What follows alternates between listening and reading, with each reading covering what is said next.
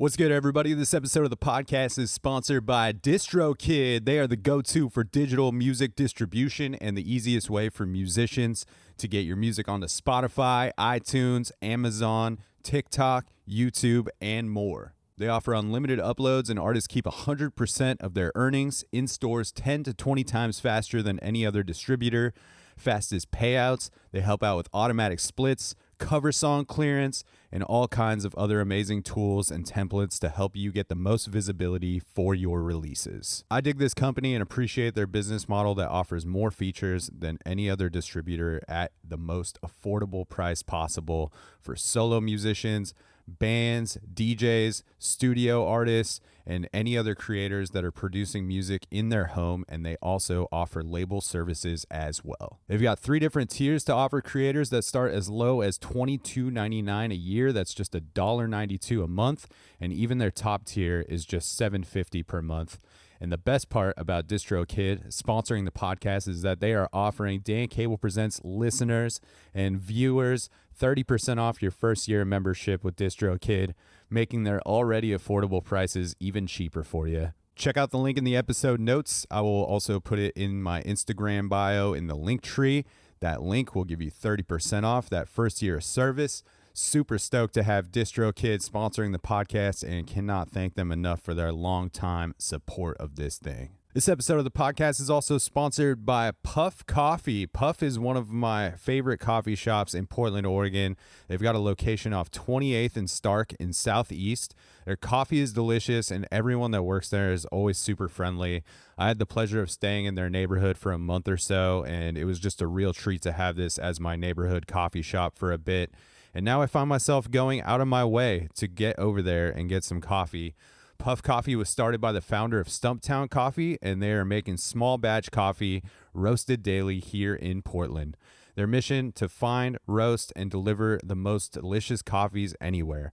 Their small batch process means that they get to keep things interesting with experimental blends and single origin gems while always keeping the classics on deck. They've got a variety of beans to choose from, and if you're not in the Portland area, you can order their small batch coffee straight to your home through their website, and you can use the coupon code DANCABLE, all one word, for 20% off a coffee subscription. Links for Puff Coffee will be in the episode notes. Big thanks to Puff for supporting the show and for their amazing small batch coffee. Now let's get into the episode. Looking down at the corner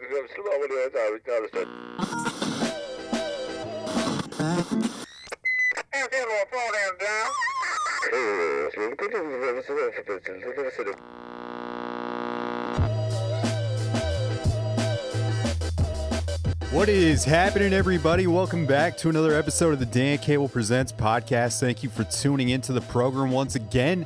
If this is your first time listening, thanks for checking out the show. You can find fresh episodes coming at you every Tuesday. And if you want to help support this thing in a free way, you can do so by clicking subscribe on iTunes, clicking write a review, giving the podcast 5 stars if you feel like it is deserving of so, and that will help propel this thing into the tops of those iTunes charts, giving it more visibility on the national and international levels, helping strangers find the podcast, and just a great way to contribute to the growth and sustainability of this thing. Appreciate the hell out of all the folks that have already taken the time to do so. If you're not listening on Apple, just hit like, follow, subscribe wherever you are listening from. If you're on Spotify, give it 5 stars there.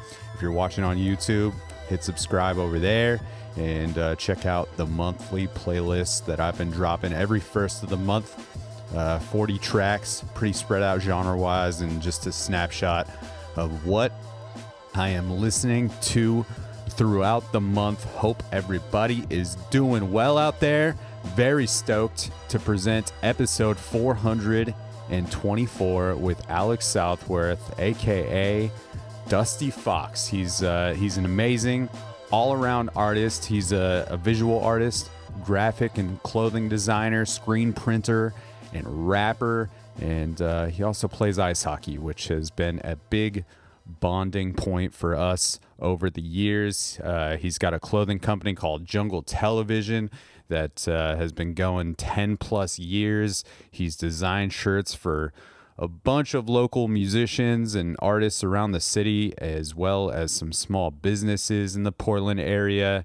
Just a really inspiring person to be around, and someone I've been lucky to call a friend for nearly a decade now. And this past year, Alex has been spending a lot of time working on these one-of-one custom hockey jerseys that are just really mind-blowing to me. And it's incredible to get to hear his vision for something and then get to see the progress along the way through pictures he sends me. And a couple of weeks ago, he shared his brand new MF Doom Mighty Ducks mashup jersey that I have known about for a really long time and known about the different components, and have gotten to see these pictures along the way and see it come together. And I think it is, I think I knew before he even dropped it, but this is, to me, the greatest thing I think he's ever created and designed. And the internet kind of went a little nuts over it.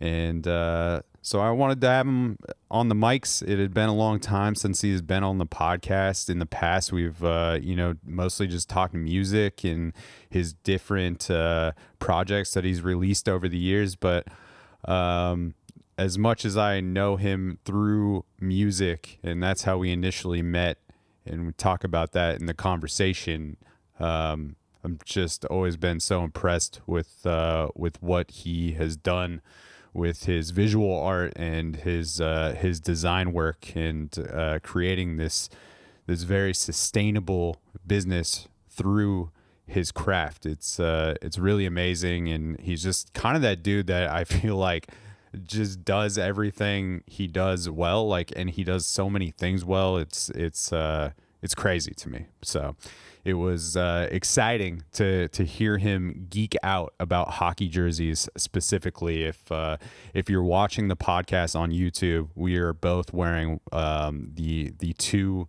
existing custom jerseys that Alex has made. He is wearing the MF Doom jersey, and I'm wearing the Seattle Mariners, Seattle Kraken mashup jersey, and he goes in depth and talks about those things in a pretty detailed manner. So we're shifting gears a bit this week from talking music, but keeping things very adjacent, talking art and craft and these beautiful hockey jerseys that Alex is making. And I'll put the links for Jungle Television and Alex's personal account, as well as his Slowpoke Sweaters account, which is the devoted IG account for these custom jerseys he's making. And we also talk briefly at the end of the conversation about this collab hockey streetwear project that we've been working on for a while called Cup Check Classics. And I'll put that IG link in the episode notes as well. We're hoping to start dropping pre-orders soon for some things. I'm actually wearing the Great One tee here, the Wayne Gretzky. This is kind of the initial Cup Check idea that this thing was built upon, and this is one of the prototypes of the initial prints. So the official ones are coming soon, so look out for that if you're into that sort of thing, and hopefully this conversation gets you pretty fired up about hockey jerseys and streetwear or hockey itself. Just a super fun chat. We went deep on this one, but I think it was to me, it all felt pretty necessary, and I think was really exciting to just hear his passion for this thing. Also, check out Live from the Homie, which is a rap series started by former guest of the podcast, Eric Boderick, and Alex, a.k.a. Dusty Fox, is the most recent episode of Live from the Homie. It's really great. It's just this series that Eric started doing. It's filmed in his really unique van called The Homie, and he has artists rap while driving around the city, and just a very cool concept. And he's got some great artists for season 1. And with all that, we are going to get into this thing, episode 424, with my bud Alex Southworth. Here's a clip of him rapping in Eric Boderick's van on Live from the Homie. Now let's do the damn thing.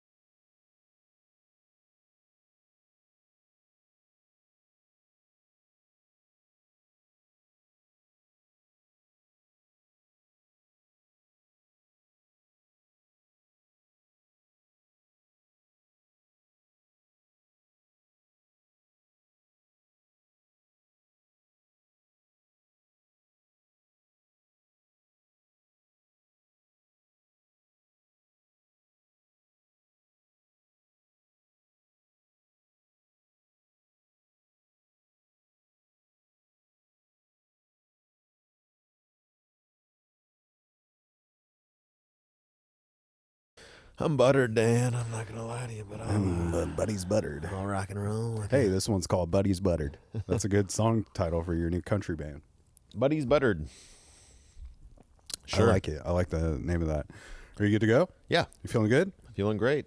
Cool. I yeah. was doing a little reflecting today.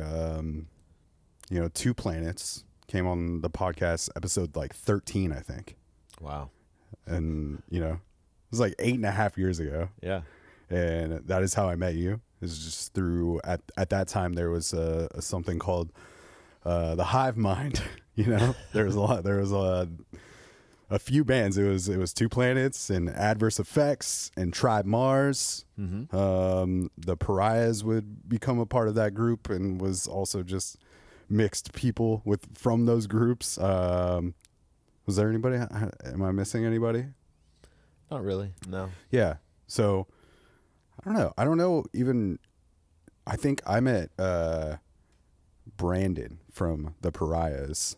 They had another band as well, and he is kind of the person that told me about these shows that were happening. And then I went and saw Two Planets and was a big fan of that music. And you guys came on early on in the podcast, and that is how I met you. I met you as somebody that rapped, and you have made multiple appearances on this podcast since then, and the focus of them has been music and the different projects that you've put out. But all of this time, you've also had this clothing and design company called Jungle Television that has been going how long now? I guess technically it's been going 12 or 13 years. Yeah. Yeah. Probably like 12 years as a tangible product, but like 11 years 12 years as a tangible product, but 13 years as a concept or like art brand. Yeah. And I feel like that from that first time, really, that you came into the studio at Two Planets, you and I kind of hit it off and became friends like pretty quickly. Like we found out that one another had this love for hockey. Indeed. And you are, you're a big reason that I got into playing ice hockey again consistently, which I love that. So grateful for. I had bought new pads after not playing for like 10 years right before I met you, and I was like trying to start exploring the rinks around here. And then when I met you, we started talking about hockey, and you're like, man, I'm starting to try and play as well, and I really want to start a team. And you started this beautiful thing of like all these Portland musicians and artists for the most part that made up our initial squad. Yeah. And I feel like it still has that spirit. Like a lot of the people that we play with, maybe half of them at this point are involved in some sort of arts world, Definitely. Yeah, for sure. That's continued definitely with the Pine Cones. Yeah. But yeah, man, like the Jungle Television stuff has been like really inspiring to me to just like watch this thing that you've like built on your own. Thank you. And when I was thinking about, quitting my day job like 3.5 years ago, like you're definitely like one of those people that I look to often of just like, man, how inspiring. Like my friend is like doing this thing that he has built by himself, and he's like found a way month by month, day by day kind of thing of keeping it alive. And I think it's like, when you're thinking about making that sort of leap from financial stability to like not always knowing where the paycheck is coming, I think it's been really important to have people like yourself to like see as an example. And it's not like you've like advertised it as this thing to me that has, been easy by any means. Like I know how much you work. I know like the sleepless nights you have when you're getting ready for doing a big event, or, when the markets are coming up, and especially this time of year during summer where it seems like if you're not at Saturday market, you're, at some other spot trying to hustle shirts and designs and whatnot. Yeah, for sure. Well, thank you. Thank you for saying that, Dan. That's super kind of you. And it's not easy being like a entrepreneurial creative person. Yeah. But I definitely think that it's possible. And we don't have to follow these very preconceived paths of how to get there. I think, excuse me, Dan, I'm high as a Tennessee pine. This isn't unlike any other podcast we've done before. We think of, okay, so I want to make money in the creative arts or whatever. So I need to be this well-loved artist or this famous musician or this well-respected filmmaker or whatever it is. Like, we think that maybe the ultimate and most surefire path to living a comfortable life through the arts is to be like super popular or whatever. And I think there's a way for all of us to carve out, or for many people to carve out, at least a comfortable existence in the arts if they can find a lane. And so I always encourage people to think about like art as a profession, as something more than just this race to the top, you know? Yeah.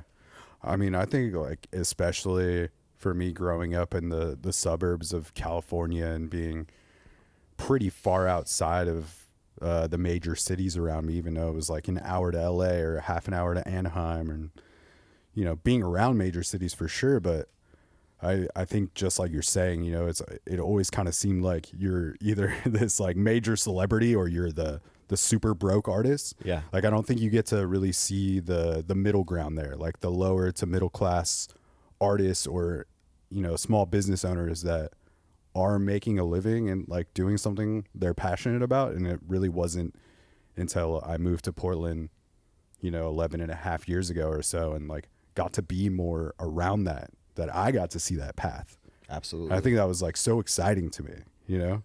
Yeah. We live in a city that really appreciates creativity and attention to detail and craft, whether that's in food or in the arts or in music. So I think this is a really good and inspiring place to live if you're looking for that lane or that path. Absolutely. Yeah. Yeah, man, like what is kind of the beginnings for you as far as your gravitation towards visual art and design? Did you take to that as a very young person? A little bit. I think so. You know, the interesting thing is art is encouraged as a daily pursuit when you're a child. Yeah. You're given crayons every day. You're given colored pencils. It's a pastime. It's a way to calm you down. It's a way for you to express ideas, thoughts, and emotions. And then the older you get, the more that you're told you should not waste your time making art. So you're telling people as children that this thing that they enjoy has value. And then the older you get, you remind them that it has no value whatsoever and you shouldn't waste your time doing it. I have an older brother, and he was always thought to be the artist when we were growing up. He was the one that was getting art supplies for Christmas and stuff like that. And as I think, you know, I just always I never really thought of myself as an artist, really, but I was always into like wood shop in high school or like video production class and stuff like that, like the creative arts, but I never really thought of them as like expressive art. And then as time went on in high school, I got into like graffiti, and that gets you drawing a lot. And then, you know, I would try to draw realism and not just letters and all of this stuff. So yeah, I mean, I can credit public school education for like sparking my interest in the arts. Where sort of the clothing stuff comes from, I guess it's interesting. Like I used to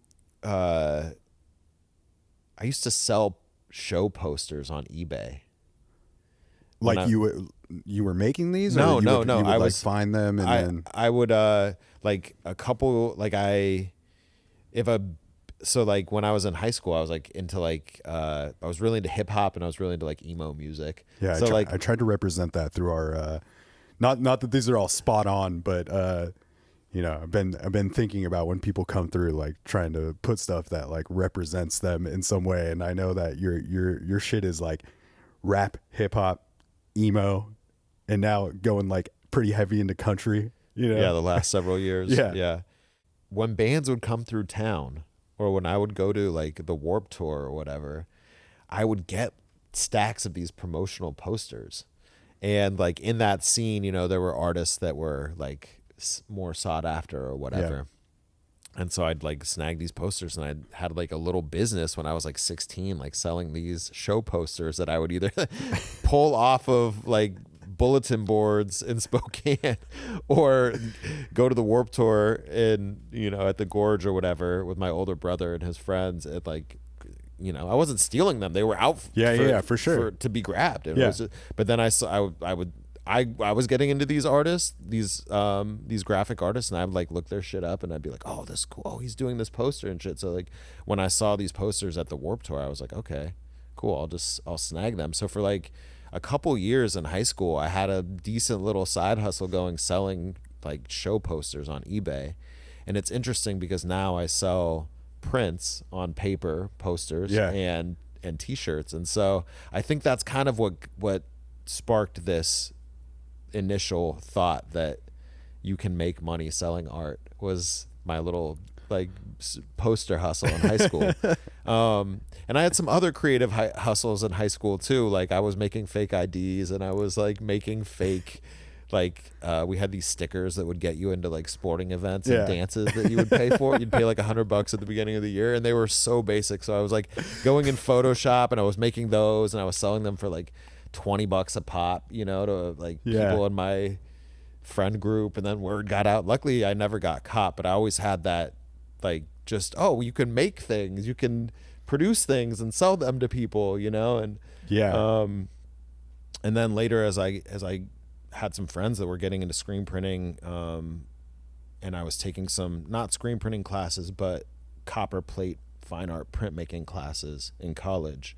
That's sort of when I was introduced to fine art printmaking, excuse me, and then there's always like a punk DIY offshoot, which like screen printing has always been huge in, you know. So there was a little bit of on-campus printmaking that I did for about a year, and that was really fun and cool and interesting. But it wasn't until after college that I really got into like screen printing, and more or less taught myself to print over the years, and started vending at the Portland Saturday Market and selling stuff down there in like 2016. But for a few years prior to that, I had vended at some more, you could say lowbrow, but still large events like Seattle Hemp Fest and stuff like that. And I realized like, damn, people will buy these prints of these detailed drawings that I'm doing. Yeah. And it's cool because for a very long time, I didn't even want to sell my artwork when I started making it. It felt like disingenuous to like put a price on it. You know, I had this like, you had that, you were going through that part. I was going through the, you know, it's like, I'm a sellout. Yeah. If I sell this to somebody, it's like, self-deprecation and imposter syndrome and like, you know, fear of putting yourself out there all kind of combined. Yeah. And I like a lot of young artists go through that. I feel like when they're in their like late teens or early 20s. I've talked to many artists who are going through that, and it's cool being older, and like there are some things that you compromise when you get older, but like it's nice to give a little game to some younger people sometimes and be like, oh, I would do that too. You know, like you'll be all right. Just keep making shit and like being brave and putting it in the world, and you'll find your way. Yeah. The necessary stepping stones. Yes, exactly. So maybe I'm not going on a totally linear path here. I hope I am. But yeah, essentially people, you know, I would sell, I started with just bringing some prints to like music festivals and stuff that I was going to. Okay. And it went from like giving them out to people who I was like, you know, meeting and hanging out with, and just wanted to give like a little gift of myself to them or whatever. And it had a really good response. So people were like, oh, can I buy this somewhere? Like, you know, are you selling these? And I went to a like, you know, like a rave festival, basically a really sick one called, it was in Oregon. They used to have it. It was called What the Festival. And I went to like the first one they ever had. I want to say it was in like 2014 or 15. Okay. And I just had this big, like 4 foot maybe by 2 foot piece of wood that I had like glued like 4 of my prints that I had too, and I would just like walk around with it, and people would like dole out cash, and before I knew it, I had like $500 cash on me. Amazing. You didn't pay for any booth there. No, definitely not. Just And DIY I was set just up. gooning hard like with my homies and like doing what you do at those festivals. Yeah. But I had this art with me, and people were really, really digging it, and it was, this is a funny part of the story. I ended up losing my wallet with like $500 cash in it, Jesus. and all of my gains from this, weekend of selling art and partying at this festival. And I went to Lost and Found, and my wallet was there with like $480 in it or whatever. Like someone had turned it in with all the cash and kept 20 for themselves, which I'm totally cool with. I was like, that's a fair yes, fee. I was like, you are a saint. Yeah, you could have kept 40, but it was cool. It was, sometimes I feel like when you're on a path, you're given little like indications that you're on the right path, and that was one of them. It was like, no, you worked really hard on this artwork, and you put yourself out there, and you sold it, and even though you were a dumbass and lost your wallet, you still, it worked out. So yeah, you need that sort of like boost to Yes. know, like, you had no idea what those would do there that day. I did not. If you sold a couple, it probably would have felt cool, but Yeah. I wish I had like a photo of that like particular weekend. There was a photographer there, and he took a photo, and I was like, oh man, I gotta, cause like he was like, oh, you have like a look, you have like a vibe, cause I had these like big ass sunglasses on, dude, and it was when I had like really, really long hair, and like I'd gotten this girl to like give me like French braids or whatever, so I had like these long ass French braids, and I was just on one. I was carrying my art around and selling it, and like that was such a just fun and formative time in my life. So Yeah. it's like it'd be cool to like glimpse back at that one moment in time and see it, but I'm sure that's all like lost to the winds. I've never seen anything from that. So yeah. Do you think that you're as passionate about the hustle element of having your own business as much as the creation of the art? Like, I know it can. No, I'm fucking terrible at hustling. Like,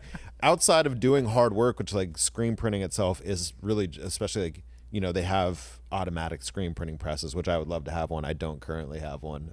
This guy's printing all the shirts. all of it's that by hand. If you're going to the Yeah. Saturday market here in Portland, he's printing them. Yeah, I'm printing them by hand. And so no, I'm not passionate about like the hustle in terms of like putting myself like on Instagram every day and doing that. And I know I need to, like, I know, well, I guess paradoxically, I don't really need to, because I'm not really for the Jungle Television stuff. I just go to markets and sell it. And my philosophy with that has always just been like, people connect with art when they can see it, when they can touch it, when they know what it is and it's in front of them. And it's a lot harder.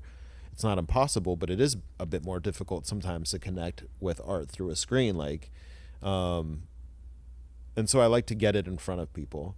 And I'm always very humbled by this, but like, people continue to buy it, and it means the world to me. Like, it allows me to live the life that I live, which is not some like, always luxurious, idealistic artist life where I'm constantly inspired and I'm in the studio with brush strokes every day. And it's like, sometimes when you tell people like you're a working artist, which like literally is what I am, like when I fill out tax forms and they're like profession, I'm like artist, like, and I got stopped by Border Patrol recently. This dude who, I think they knew I smoked a joint outside of the airport in Vancouver, because like as soon as I got through security, it was like aggressive, like questioning and shit. And he's like, what do you do for work? And I'm like, I'm an artist. He's like, what? Like, and I was still high. So, but I had smoked all the weed before I got on the plane, or before I got into the airport to get on the international flight. Yeah.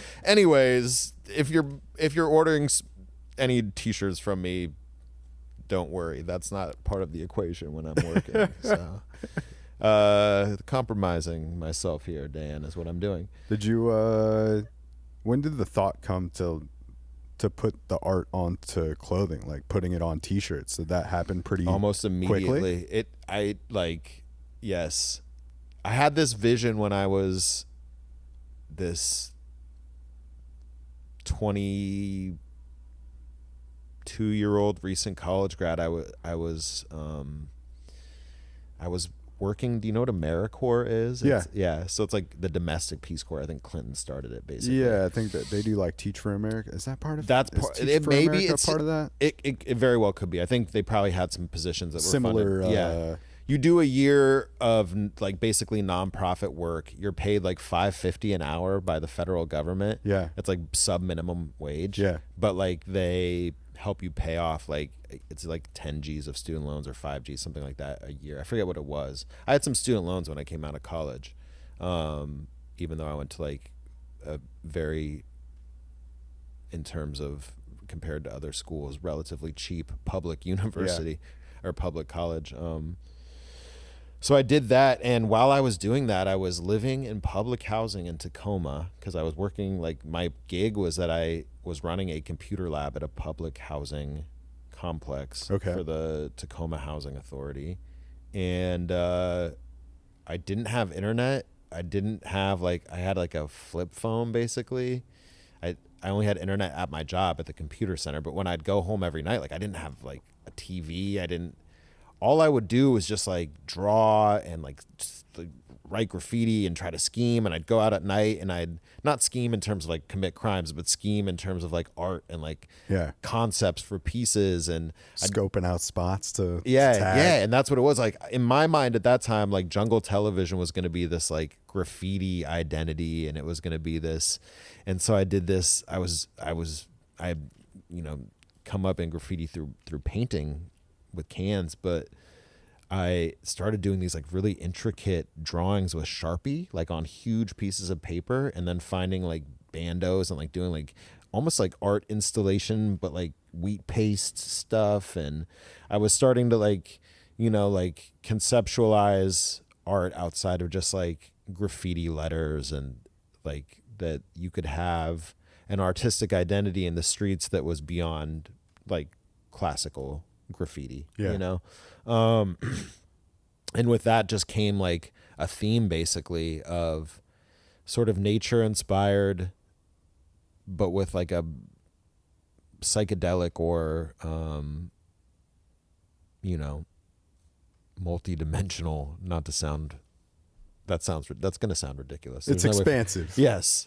It's very hard to describe like my own art because like it seems so it's not like the art is so crazy that it can't be described. It's just like, for one, I don't really like to describe it, to be honest with you. It's like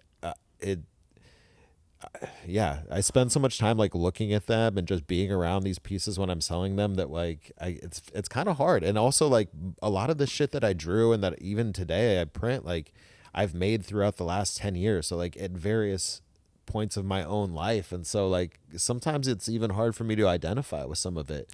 But I think I really like to deal in archetypes, and so the fact that other people identify with it and still want to buy it at times, like for that reason I like continue to produce it and to make prints of it. I think what I appreciate about it is that it's maybe not so on the nose when it comes to maybe you referencing the psychedelic stuff, or it doesn't feel like it's just for like the Grateful Dead hippies, or it feels like it's wide as far as the people, and you would know this better than I, but the people that purchase your prints and your shirts and things, I would imagine is a pretty widespread demographic. It honestly is, and that's like super, super cool. Like from age range, from like like ethnicity, like gender expression, religion, like, and part of that is just like if you put yourself out in public, like obviously we live in a very diverse society, and so you're exposing people from all backgrounds to your art. But the fact that like people will support it financially as a customer indicates to me that they enjoy it. And again, like, I don't think it's me being this, like, I don't give myself a lot of credit. I think, like, if you deal in archetypes, humans will identify with them. Like, and the beautiful thing about nature is there are so many, like, stories and archetypes represented in nature, like predator prey, you know, like family, community, like whatever. Yeah. Like, you know, there are animals that are in packs or whatever, and people like people identify strongly with animal archetypes, with natural archetypes, and we are of nature and from nature, so it's not that hard of a sell, I think. But I think, like, what the key is to make it interesting is you do need to nod to the fact that, like, this is like a mysterious existence that we live. And I think, like, part of the magic of nature is the mystery of it, and that feeling when you're in the woods where you're like, fuck, dude, is there like a bear around here? You know what I mean? Like, or whatever, like, or you see this crazy sunset and you just, like, that's the grounding part of nature. And, like, the thing about nature that, like, keeps you so present and on your toes is, like, it does revert us back to this, like, survival instinctual thing, which is inherently psychedelic. Like, it's life and death, it's risk and reward, it's all these things. So I think, like, you know, without, again, like, it's so hard to describe artwork, you know, without sounding like a fucking arrogant douchebag, but, like, that's the thing I try to focus on in that particular part of my artwork, which is what Jungle Television is. It's just detailed nature drawings inspired by the mystery and the magic of the forest, which is pretty much like what my expression of being in nature is in the Northwest. Yeah. You know, snowboarding, hiking, hunting, whatever, like being in the woods with, you know, either alone or with people close to you, and recreating in a way that's, you know, trying to not mess nature up. Yeah. So environment has always been heavy inspiration for you, though. Yeah, as much as absolute hypocrite who is destroying nature just by existing in this Western society can be inspired by it. It's like inspired by while simultaneously contributing to its demise, you know. But hey, as long as we have pretty pictures of trees in 100 years, we won't need the actual trees. It's cool.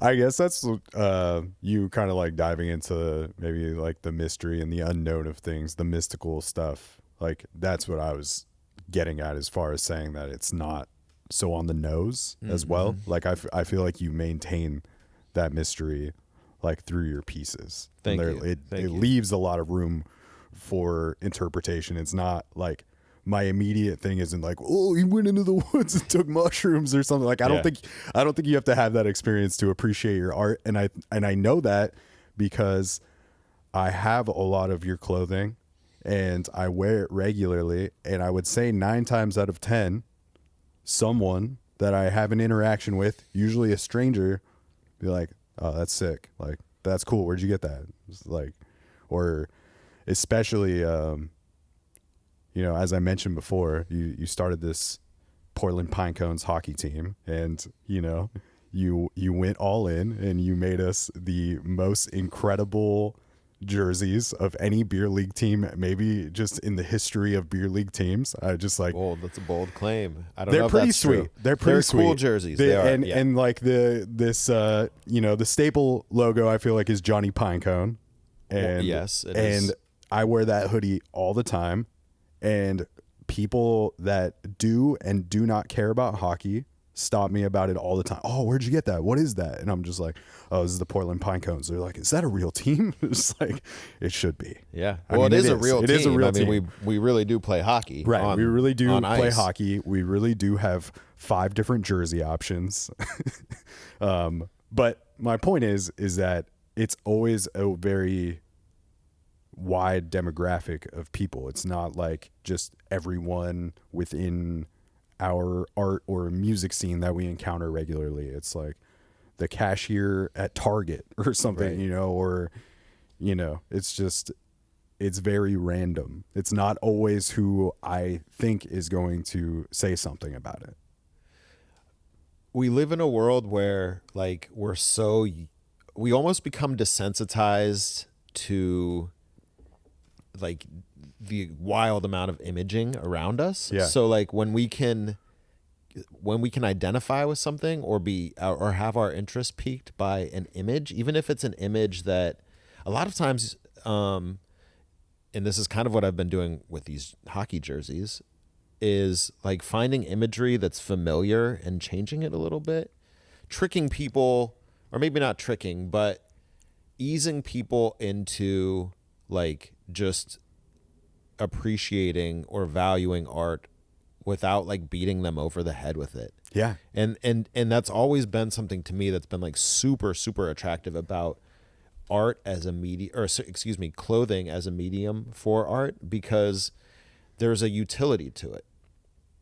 We need something to clothe our bodies, whether it's to protect us from the elements or to, you know, really it's to use as like a cultural indicator, like, you know, hey, I'm probably not someone who's going to care if you smoke weed outside of the plaid pantry if I walk in looking like this with an MF Doom jersey on and holding a skateboard or whatever. You know what I mean? Like there's utility to clothing in our culture. And when you can make clothing art, or you can put art on clothing, then you get to have these cool experiences where the cashier at Target has a conversation with you about the shirt that you're wearing, or, you know, you're at a show and someone's like, damn, that's a cool, or maybe they already know they're already in the like club of not just, you know, any particular brand, but like whatever, they're familiar with the artist that you're wearing on your t-shirt, or they're into that style or whatever, you know what I mean? Like it's so weird to me that like we wear shirts that just say Nike on them. It's like Phil Knight already has enough fucking money and that shirt isn't even that cool. Like, I'm sorry, it's not cool. There like, will be no Nike money for you coming. That's right. Hey, Adidas, get at me.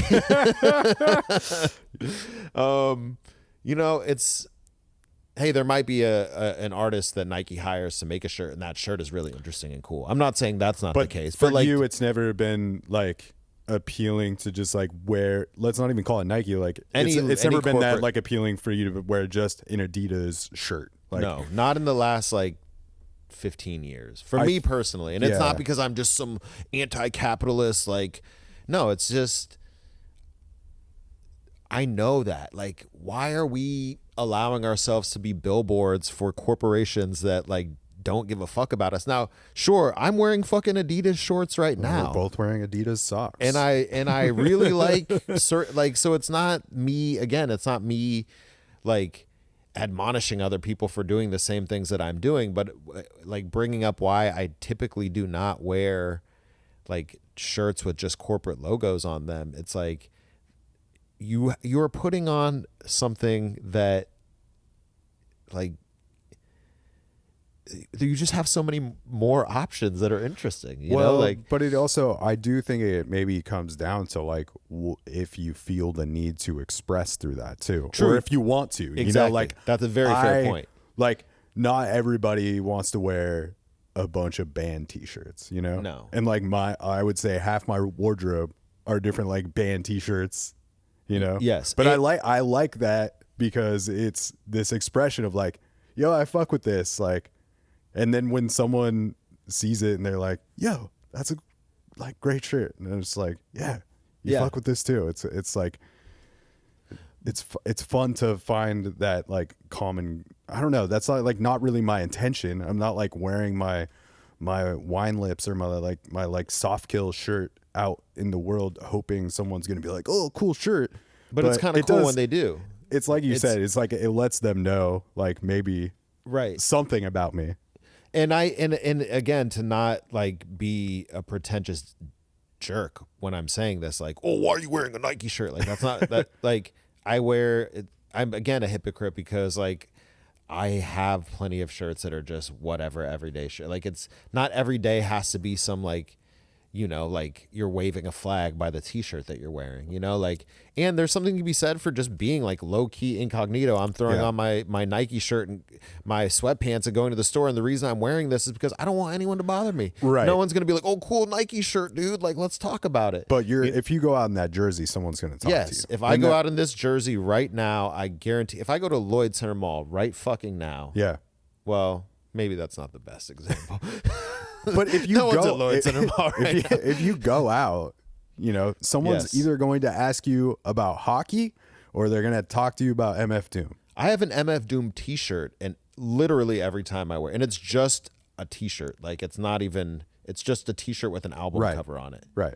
But MF Doom's a very specific thing because he's underground enough, but the mask is so iconic that it's like if you recognize the mask, then that signifies that you're like into underground hip hop. He's sort of like the patron saint of underground hip hop, I feel like, because you don't need a photo of him as a person. You know what I mean? You just need one of his accessories. Yes. It's like this icon indicates to me that you've done a deep enough dive into like wordy, intricate rhyme scheme, underground kind of like nerd inspired hip hop that, oh, you like Doom? We could probably fucking have a bus ride together and have a good conversation about other music that we like or whatever else. You probably appreciate graffiti. You probably might have or at one point in your life or still do smoke weed. You know what I mean? Like, or you probably don't care if other people do. Like, you know, it's, again, we're dipping into like cultural signifiers and clothing as a way to express shared values or ideas or common themes or, you know, shared interests or whatever. For sure. Well, it's even just, you know, we'll dive into these custom jerseys that you've been making, because this is like what has sparked me wanting to have you on at this particular time, is the creation of this MF Doom jersey that you just finished. But it's it's like a similar thing to just wearing any hockey jersey, right? It's like you're going to connect with the people you want to connect with in some way wearing that jersey, because like hockey, especially not being in the Midwest or East Coast or in Canada, like hockey is often maybe fourth on the list for a lot of people when it comes to major sports. In terms of what they consume? Yeah. Or like the value that they place fans it. of it, Yeah. you know? Mm-hmm. But hockey jerseys themselves have existed like in pop culture for, you know, for a very long time, since like maybe like early 90s, you start seeing a lot of rappers wearing hockey jerseys and certain things, but like not everybody is super into hockey. You know, it's hard for them to follow it if they're trying to get into it and they've never been to a game. Most people complain about not being able to track the puck on TV, and I don't know, there's always been like this almost like outsider thing to me to it. Like so I feel like even within just wearing a hockey jersey, usually like, oh, that jersey, like that dude on the back, like whatever. Absolutely. Yeah. I mean, hockey jerseys have been my like passion for, and have consumed so much of my thoughts for the last, I mean, I've been going hard actually, like practically, you know, speaking, like cutting twill and sewing them for the last year, but I've been like learning and thinking about them for the last several years. Yeah. And it's cool because they intersect like clearly streetwear culture, hip hop culture, which those two things always go hand in hand. But also the culture of hockey that I love, and like this history of the jerseys, and this I feel like because of the real estate that you have on a hockey jersey versus like a basketball jersey without sleeves, or a football jersey where you have numbers in both the front and the back. Also short sleeves though. Yep, exactly. Like you just have more, the color combinations of like NHL jerseys and the imagery is so iconic. You don't even have to be into hockey. Right. To like appreciate a 1993 teal, black, and white San Jose Sharks jersey. So sick with that like old logo with the wood, the shark like biting through the wood stick, this black shark biting through the wood stick, or the 90s Mighty Ducks jerseys, or you know what this is based on. If you're watching, you know, it's like, yeah, people know that jersey because of it started off as a Disney movie before it was even a team. Yes. It was the Mighty Ducks movie. Yes. Where these jerseys were debuted. So it's like, yeah, people connect to that. Or, you know, you have these other like original six jerseys, like a New York Rangers or like a Boston Bruins jersey. Right. You know, or a Red Wings jersey. Red Wings jersey, a Blackhawks jersey. Yes. Like it's, yeah, there is something very iconic about hockey jerseys. Well, think about one of the most famous photos of Tupac was him in that the Red Wings jersey with the red bandana, and he's spitting at the paparazzi. Yeah. And it's like, okay, now we have a jersey that's in this moment. We have hockey jersey. Snoop Dogg has been a huge hockey jersey supporter, like, and wearer over the years. Like NWA would rock Kings jerseys, Yep, for sure. Like there's and you know in not just hip hop, like in pop culture and music of other genres too. I've seen like several photos of like Ozzy Osbourne wearing jerseys, or like, you know, like you'll get, you know, all the Canadian like singer songwriter, like of course the Canadians for sure. You know, like in the Shania Twain and stuff, like they'll rock the jerseys and stuff. You know, it's just like, absolutely, you don't have to be into hockey to appreciate hockey jerseys, and that's the cool thing about it. And I mean, obviously, if I can talk to someone and nerd out about hockey when they're wearing a jersey, a little like extra, yeah, it's kind of like a little flex when you know someone's not into hockey but they're wearing a certain jersey, and you talk to them about that team, and then you know, like, am I being a bully when I do that? Maybe. I'm not trying to be rude, but you know, it's like, hey, if I'm wearing a Utah Jazz jersey and someone starts talking to me about the team, I have no clue who like, I don't watch NBA. I apologize for that. So it's like that that Carhartt meme, like name 5 construction sites. Yeah. I know some NBA players. I've watched a game or two. You know enough about sports. I'll go to like one Blazers game a year. I watch SportsCenter. So like, you know what I mean? I vaguely know what's going on. You like sports. The only basketball I want to watch is like Gonzaga basketball. I will watch for Spokane. I will watch the Zags hometown regular season and all of the NCAA tournament games. But I shout out the Blazers. I'm making a Blazers hockey jersey currently. Like, that's one of the projects I'm working on. Like I love sports branding. So I appreciate, you know, basketball for that reason. It's at the same time of year as hockey. Like, come on, you know, like. But your appreciation for the jerseys is like not just being a sports fan. It's being a fan of streetwear, and that's always been like. That's always been a part of it, and that's not exclusive to hockey jerseys. You know, like the amount of basketball jerseys, baseball jerseys, and like football jerseys. Yeah, but maybe I'm biased. less on the football jerseys, but you know that they're always like pretty prominent. Like in, I'm biased because I feel like in terms of just like iconography, like it's hard to beat a hockey jersey. Yeah, like what is the most iconic Chicago Bulls jersey? It just says Bulls, and then there's a number. But even thinking about like the Blackhawks is like this very iconic logo. Yes. This very maybe even controversial thing at this. It is controversial. Point. Yes. But it's undoubtedly iconic. Iconic, but think about why it is. And one of the reasons is like Wayne's World popularized that jersey. Like that was such a huge movie in the 90s, and it's like such a major scene in the movie is Wayne and Garth playing hockey together. And that movie is set in Chicago or the surrounding areas, and they're playing hockey in the middle of the street with their Blackhawks jerseys on, and they're at Stan Mikita's donut shop, and like it just seems to make its way in to things. But yeah, I think it's also. Do you think it's also maybe you were talking about maybe the amount of area that you have with a hockey like the jersey. real estate. The real estate of it. Well- But do you think is it also like material? Because I feel like It is. hockey jerseys, you know, it's not going to be like this thin soccer jersey. Right. Like it has to, you know, go over all this gear and So be breathable. And So here's the thing about hockey jerseys.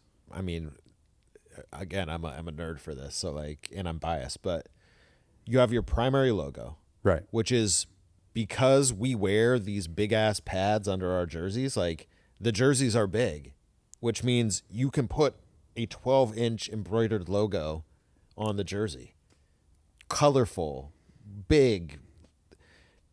It's just that most of the time it's a logo. It's you know, very rarely do you get like just a team name unless it's like an alternate jersey. Yeah. But the most beloved hockey jerseys and the most iconic jerseys are, well, except for the Rangers, to be fair. Their most iconic jersey is, but it's the way it's positioned on the t-shirt or on the jersey diagonally. Yeah. But not only do you have the primary logo, then you have shoulder logos. So are you doing two of the same logos on the shoulder? Or are you doing one different, one different? Yeah. So now we have the opportunity to have three distinct visual logos on our jersey. And then on top of that, we have the numbers in three places, both sleeves Right. and the back. So for this jersey that you're wearing that I made, I cut all of that twill, and we have 3-layer twill. It's royal blue on the bottom layer, yellow on the middle layer, and then royal blue on the top. So with a tri-layer twill number, now we're playing with different combinations of color. On this jersey, we have 3 different colored twills. We've got this jade lower layer, an eggplant second layer to match the color of the jersey, and a white layer on top. Yeah. You know what I mean? So it's just like you're playing with multiple colors. You're playing with multiple logos. The placement of different logos, I think you're given more freedom in hockey. Like we think about the current Florida Panthers jerseys where they have numbers on the shoulders and then logos on the sleeves. Yeah. Yeah, so I just think and the fact that like, again, you like a lot of real estate to make interesting design choices when you have longer sleeves, like, you know, doing these like diagonal striping patterns on this Ducks jersey, or you've got like the complementary striping on the sleeves of that jersey, and then corresponding to the bottom of the like near the hem, and So also many the neckline. options that There's you just can go. cool options in terms of how to accentuate team colors and how to place them on the jersey and stuff like that. So yeah, it's really interesting to me to think about that. And I also just absolutely love hockey. I love playing hockey. I love the history of hockey. Yeah. I love so it's cool because I get to like kind of combine when I'm making these jerseys, like this historical passion for the history of jerseys and design and all of this other stuff. I get to flex my like drawing and design muscles a bit when coming up with remixed logos and stuff like this, or like what you're wearing. Yeah. And then I get to have this like tactile joy and challenge of sewing and putting them together and cutting twill and doing layers and having a project that has like these linear steps towards completion and stuff. Yeah. So this Mariners jersey, the Mariners Kraken mashup that you made for the Winter Classic last year. Yes. This This is the first year. This is Actually. the first jersey that you made. Not exactly. So I had screen printed jerseys. And you designed all of our pine cones jerseys, Yep. which are like really well made and also very beautiful. Those are embroidered like these jerseys, but instead of sewing the patches on myself and cutting the twill and doing all of that, I had them manufactured based on specs that I came up with or whatever. Do you think that making the pine cones jerseys ultimately led to your like interest in making these custom jerseys? It did in a way, because like it got me into the spaces on the internet where like the focus of the conversation was hockey jerseys. So like the hockey jersey subreddit. Yeah. And now I'm seeing people posting customs. Yeah. And so I'm like, okay, so not only there are people, so it made me realize that there were people out there that were essentially creating one-of-one jerseys that were like custom art pieces, basically. Yeah. And mostly what that looked like was people doing mashups of like pro sports teams. So Right. like, oh, I'm going to do like a Colorado Rockies hockey jersey. Right. Yeah. You know, it's going to be Rockies color, Rockies logo, but there's going to be a nod to the Avalanche because it's a hockey jersey, and maybe it's like a Landeskog name and number on the back, you know, who, Yeah. for those who aren't familiar, is a Colorado Avalanche player.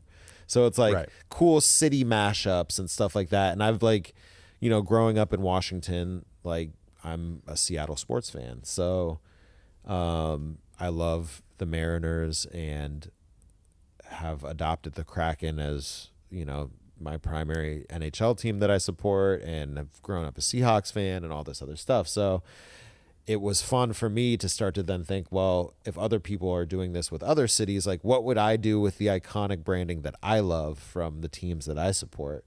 And then when you start to have those ideas and you start to draw stuff and you start to create imagery in Photoshop and Illustrator, you almost have to see it come to life, like to get the like fulfilling feeling of seeing it exist, you know? And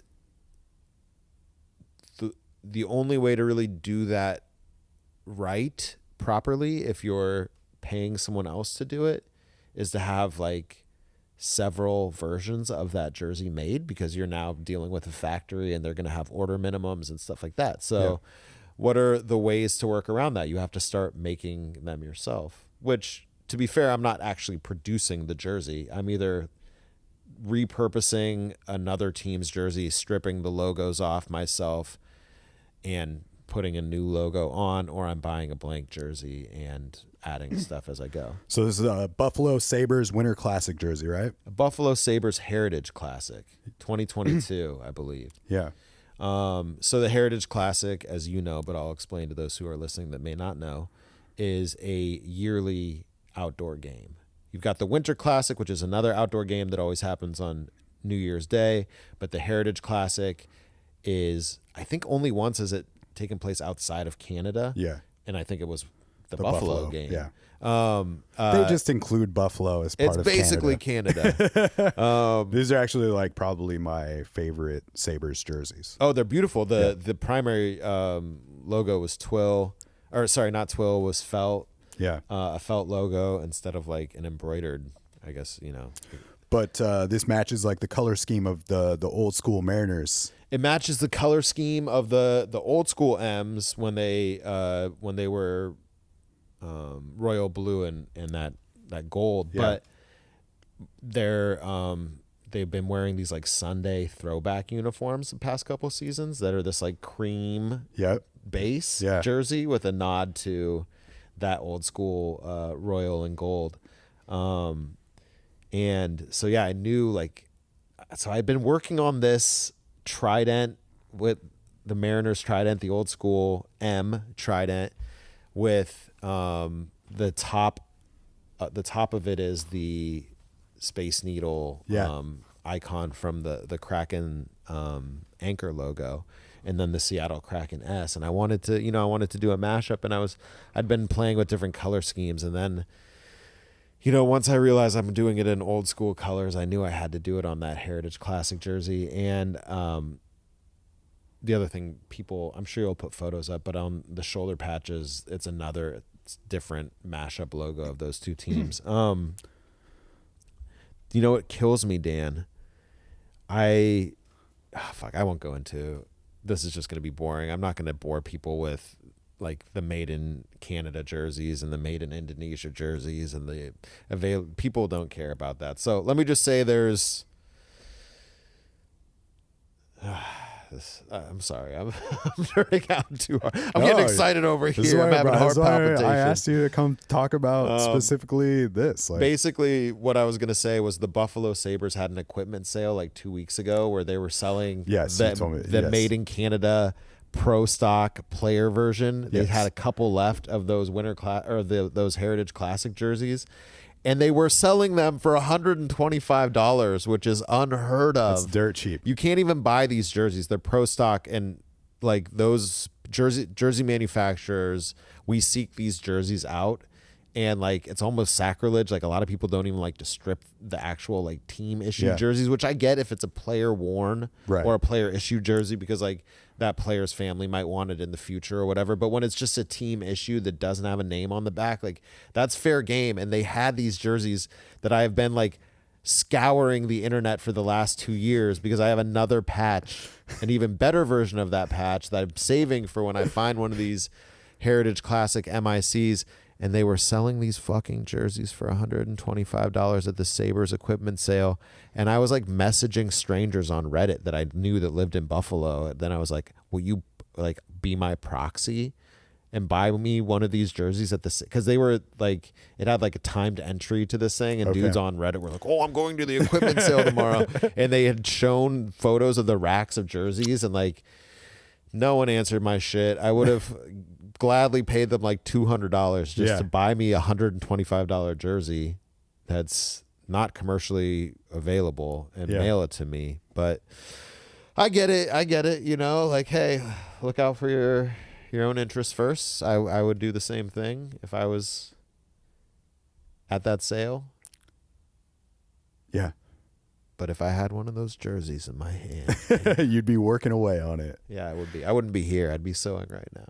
But the process is like, there's a lot to it. It's like right now, because of what you're saying, that these particular jerseys are not like readily available for you to just purchase anywhere. Like if you want the MIC versions, yes, you cannot just purchase them whenever you want. Like you have to find ways to purchase them, like a team sale or something like that. Or like a reseller who bought them from a team wholesale, or sideline swap, which is like a pro stock, you know, like these teams all have like pro gear sales usually at the end of the season, where like player gloves, skates, sticks, all this shit, they'll try to get a little bit of money for it, right? Because they've already, you know, some of this stuff is just free pro stock gear I'm sure the players get from their various endorsements, but like a lot of it is probably stuff the team pays for, and then they're trying to get their money back because they're you know, you can't have these players wearing the same gloves 2 seasons in a row. Or 2 games in a row. No, heaven forbid. Should have got Sideline Swap to sponsor this episode. I love it. I guess my point in saying that was just like there's a lot to this process. There's like you're hunting the jerseys down. Yes. And then you are if you're in the case of this Mariners jersey, if you're dealing with a jersey that has a logo on it already, you're then stripping it, which means like, I mean, these are sewn on, so you're taking like a seam ripper, which is this little handheld, basically it's got like a little point with like a C-shaped blade, and so you're like sticking it in the actual stitches and ripping them to get the crest off. Now if there's glue on that crest too that's been like glued to the jersey, then you're using like kind of harsh chemicals to get that glue off the jersey.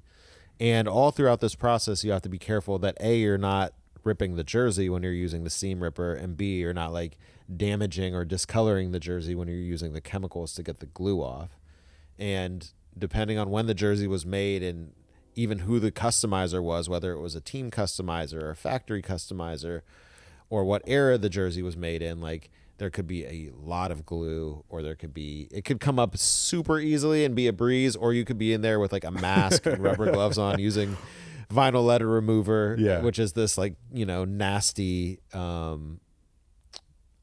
solvent that degrades vinyl glue.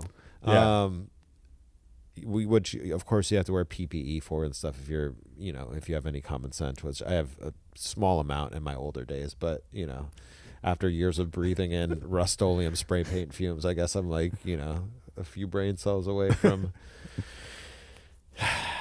needing to protect the ones that I have left. So anyways, so then you have your foundation. So then now you've got this blank jersey. So at this point, you know, the question of name and number that you're going to put on comes into play. And twill is the name of like this thick, like it's a fabric, but it's you know, it's what numbers embroidered, like, you know, numbers on jerseys are made out of. So if you have like any jersey that's like a pro stock jersey with like a logo or like logo letters, like say a Celtics jersey, you know, it's not that printed on rubbery feeling. It's that it's a fabric, that hard fabric, that tack that's like sewn onto a jersey. That's twill, and it's 100% polyester.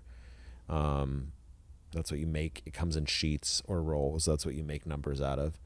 And I have like this just like kind of old run of the mill like vinyl plotter, and I did some research and figured out, oh, you can cut twill on this with a different angle blade, and you buy the twill wholesale and cut it on this plotter. And there are better ways to do it. A lot of people are using lasers now and stuff like this, and again, without like, I would love to just nerd out and like, but we only have so much time. So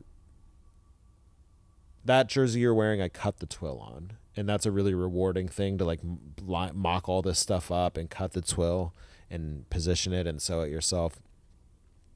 There are also some really cool small companies that like make accurate kits based on whatever the jersey you're making is. So that's what I did for this kit, because I was concerned about getting the eggplant color right and the jade and everything. So I'm like, let me just order this kit, and what's going on there is someone else is cutting the twill and sending it. So in this particular case, I use a customizer, Customize Pro Sports. They're based out of Canada, like Toronto area.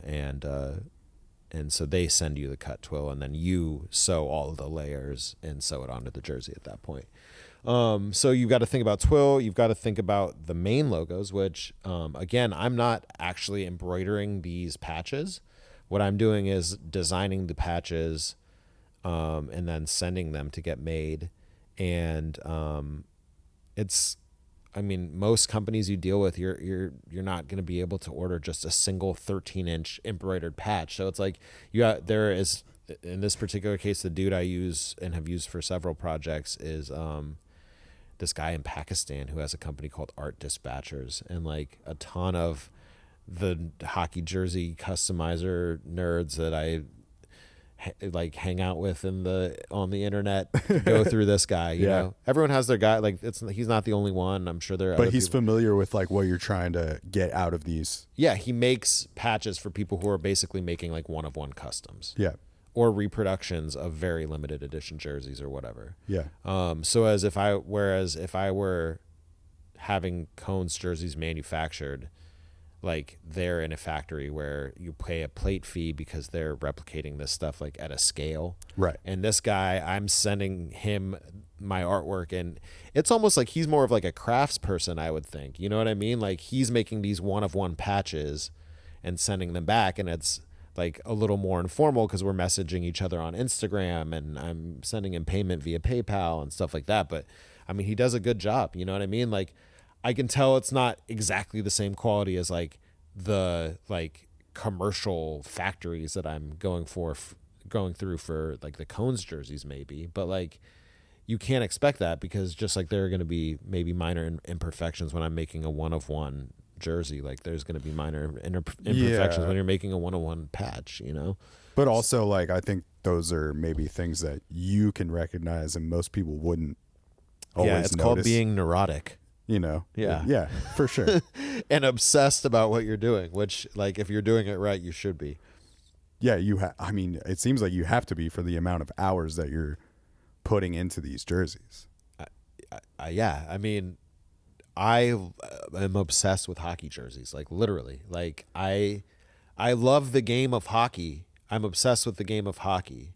I love playing it, but like I can't explain to you the joy that I got out of like designing full kits for our hockey team, and then like the first time seeing all of us like on the ice with like matching socks with like the embroidered logo on the socks, and then like just full tackle twill embroidered kits, like looking like a goddamn NHL team. It's incredible. At like 11 o'clock at night in some, beer barn in Vancouver. You know what I mean? Like it's just, it feels great, and it's this, there's, You know, sports are interesting, again, without like trying to get like too esoteric and shit, but like where else in life outside of like work and sports do we get together with a group of people and all wear the same thing and like strive towards a common goal? There's something very tribal and cool about like just being with the gang, you know? Yeah.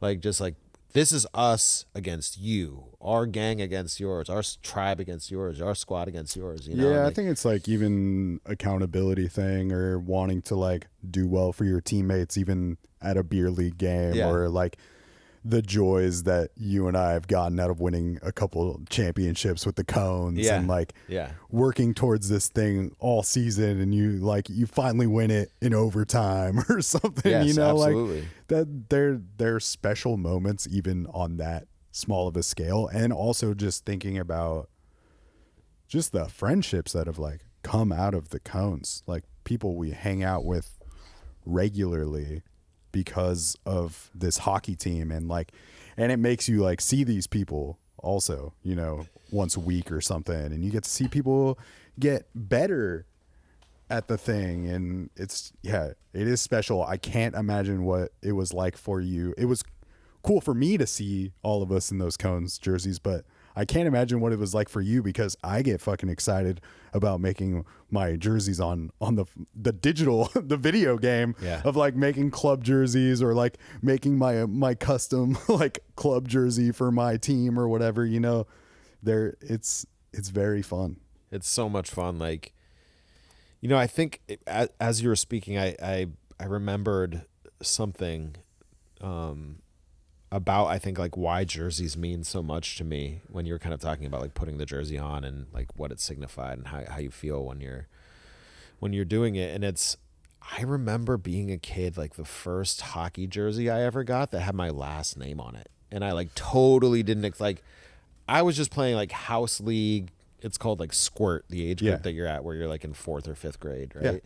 Yeah. And like we had these just jerseys with like screen printed basic logo on it, and then like I turned my jersey around, like I knew I was gonna have a number on it, but then it said my last name, and I was like, incredible, dude, like it felt like you're a pro athlete when like you're like, my jersey has a last name on it. And like it's cool because I guess this is something that you know, but I didn't really touch on earlier. I mean, like outside of the Jungle Television artwork stuff that I do, I'm just a commercial screen printer during the week as well, because I have a print shop in my house for my own artwork that I make. So this is when I was discussing earlier about like having a creative entrepreneurial, being able to make a living as a working artist, basically, like, and it not always being this glamorous thing, like printing t-shirts for like the local dive bar or whatever isn't always the most glamorous thing, but it's like an artistic thing that I do that also helps me pay the bills. So it helps contribute to the sustainability.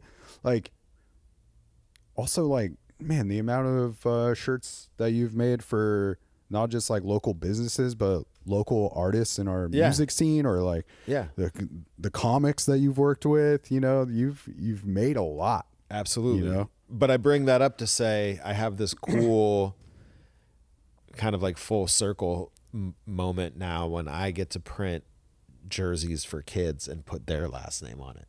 You know, I get to put like last names and numbers on like soccer jerseys for like the local high school team, or you know, a teammate's kids hockey team has like a tournament coming up and they ask me to make jerseys or whatever. You know what I mean? Like, it's cool to now be, it's just like you're getting to, I know what that meant to me when I was a kid. So it's like, even though like, you know, it's just a screen printed jersey with like a vinyl name and number or whatever, like, yeah, man, it's cool. You're getting to spread a little joy like in the work that you do. You know, I think even for, you know, some of us playing adult league hockey with you, you know, maybe some of those people didn't grow up playing hockey or play any organized sports, and they're getting these jerseys as an adult for the first time with their name on the back. And I relate to that heavy, what you're saying though, that first time being a kid getting a jersey, like a hockey jersey, because I played travel hockey from the age of 12 to 18,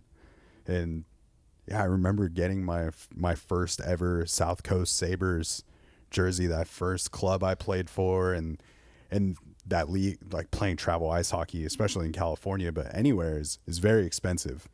And I just remember getting that first jersey, and it was like those jerseys were hand stitched numbers and like these beautiful things. I'll have to pull some out and show you like some of my old jerseys, but yeah, something very special about like seeing that name and the number you wanted on the back, and it wasn't just some like random number that you didn't choose, like Little League Baseball where they're like, you're number 4. Yeah. Like these are the jerseys we've been using for the last 20 years. Yeah, there's something special about it. I think it just like goes back to any like cliche, like, you know, look good, feel good kind of thing. Yeah, for sure. And just, I don't know. I mean, yeah, like you work so hard in this fucking piece of fabric that you're wearing. Like in that hockey season when you were a kid, like how many gallons of sweat did you pour through that jersey? You know what I mean? Like they almost take on like, I don't know, like they just, there's a vibe there for sure. Like it's weird how all these things, you know, because I played hockey as a kid for a couple years and absolutely loved it. And then I grew up like 40 minutes away from like a really inexpensive ski mountain. And my dad was a cross country ski instructor, and my brother and I got into snowboarding. And it was sort of one of those things where like, you can't really do both, you know, like, and so like, that's how I spent my youth, like during the winter time was like snowboarding. And it's still a huge love for me. And, you know, I get to wear hockey jerseys on the mountain when I'm snowboarding too sometimes, but, you know, so I didn't play for like a long time. And then I got back into it in my 20s and have been now playing for like the last 8 or 9 years. Fuck, where was I going with this? Oh shit. Yeah. So I was saying it's weird how, like at different moments in your life, like things kind of reemerge, and I brought this up before, but it kind of like indicates to you like, oh, I'm on the right path. So with this hockey playing thing, and then eventually getting back into like getting really interested in jerseys and starting to produce jerseys and stuff like that, I found something really interesting out because of course this last year I've been sewing a lot and actually starting to produce these one-of-one hockey jerseys. And I found out from my mom, like our cousin told her, like, you know, my cousin telling my mom this. So your mom, my grandma, and I guess it was my great grandmother maybe too, or my great aunt, something like that. But like these two matriarchal women on my mom's side of the family, including my grandmother, actually sewed uniforms for like the Bruins and the Celtics. They were seamstresses at this like business that did all the sports jerseys for like the pro Boston teams in like the 70s and shit, 60s and 70s or whatever, you know? So like, then I find out like, oh shit, you're just doing this like thing that was already part of your family lineage, you know, like it's beautiful. And yeah, it was really cool to find that out. And, you know, I'm realizing through all this, I didn't answer your question of like, was this jersey the first one I made? So, I started with obviously like having Cone's jerseys manufactured. I had done a lot of screen printing of jerseys, like, you know, just beer league jerseys, people hiring me for their kids' house league team or whatever. So like I was familiar with ordering blank jerseys and like decorating them because that's like what I do, you know, for my day job. But I didn't have a lot of really any sewing experience. Yeah. So I knew I had to like figure that out, and I wanted to start on a low stakes jersey. So I ordered this. I went on eBay and I just found like cheap Indos made in Indonesia Adidas NHL jerseys. I found this orange. It was a reproduction of a Flyers practice jersey, and I turned that into a mashup of the Baltimore Orioles and the Baltimore Clippers, which was like a 70s AHL team that also had an orange palette. And I'm not an Orioles fan per se, but I've always really loved their branding, and thought like, you know, I love nature. Obviously, I love, like, draw birds all the time and shit. So I always thought like they had like a cool branding, and I knew I was going to make this jersey, but I didn't want that to be the first jersey I sewed. Couldn't be the first pancake. No. So I did this like Orioles Baltimore Clippers jersey. That was like the first jersey I sewed, and I was like, fuck, cool, I made a jersey. I'd been practicing for a while on scrap pieces of twill, and I've been like practicing cutting out twill on the roller and all this stuff. Like, and again, this was all just through like self-taught, but really it's through watching YouTube videos. So you're not self-taught, you're being taught by someone who's also a jersey nerd and is selling jerseys. So there's this dude, I don't know for sure. I think this is his handle on YouTube, but it's like Penn's Jersey.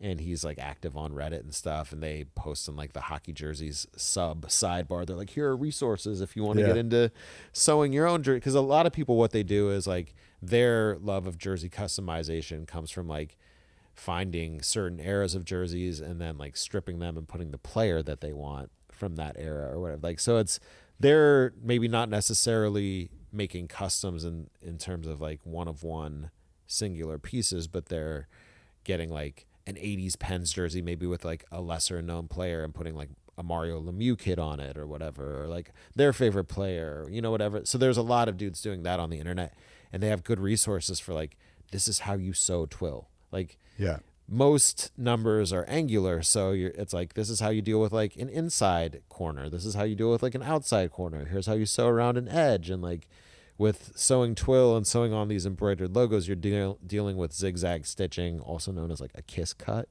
where basically like twill will fray if it's unsewed. So you're like, it's like a stitch where the needle goes into the twill, then just outside of the twill into the fabric, then back in. So it's like zigzag basically. So they show you like, you want the needle on the right hand swing when you're going around an outside corner, so that like, and then you see it and it's cool. It lines up where it's like stitched and it looks super clean around. So, you know, I just practiced that for a while and got comfortable, did it like with sewing twill that I had cut out onto t-shirts. And I was like, dude, I think I can fucking do this. And I tried it out on that Orioles jersey and looked pretty damn good. Like I sewed a couple like random patches on like hoodies and stuff that I had. And I was like, okay, this is sick. I did a Cal Ripken Jr. Orioles jersey, Baltimore Clippers shoulder patch, Baltimore Orioles alternate patch with this cool like baseball diamond with Orioles script and like their old school bird logo. And it looked clean. And I went on Reddit and I posted it on hockey jerseys and the Baltimore Orioles subreddit. I was like, this is my first custom project. Like, I'm getting into hockey jerseys, People start eating it up, like in the Orioles subreddit, and people are like, is it for sale? Is it for sale? I'm like, look, this is my first jersey. It's not perfect. Like, I'm letting you know off the rip. Here are the things that I know off rip, like, aren't perfect about it. And I like pointed them out and shit, which again was just me being neurotic, because like, that's how you are when you make shit. You recognize all of its imperfections. Biggest perfection. You're the biggest critic. And you don't want to like not tell people that shit, or you feel like you're being dishonest with them. So I was like, here's what it is. Like, here's what I'd let it go for. And this dude hit me up and he's like, I want to buy it. He's like, will you ship it to me? I live in Portland, Oregon. And I'm like, dude, I live in Portland. Like, that's incredible. And he's like, what, for real? Like, I was like, yeah, you could just, at the time I had a screen printing shop, like a commercial business, before I moved the business like into the garage at my new home. And he's like, yeah, I'm like at the Gateway Fred Meyer right now. Just like, and I was like, well, if you want to come through the shop, you can. And he came through and he like pulled up with like a couple $100 cash, which is what I was asking for it. I basically just wanted to get like my cost plus like, I think maybe I got like my cost plus like 60 or 70 bucks or something, you know, like, but it felt really good because it was so immediate. Like the feeling of finishing this jersey, which like, again, I'm not an Orioles fan, so I like appreciated it as what I designed and how I envisioned it, and like the mashup of the Clippers and finding this, like, there's a treasure hunt aspect to it too. When you're not having embroidered patches made, you're like looking for like dead stock patches or reproduction patches and stuff. And so I was like, oh cool, this is like the Clippers mashup, and people got it and appreciated it and stuff like that. Like old school, like just Baltimore sports fans were like, oh, this is sick, like, you know.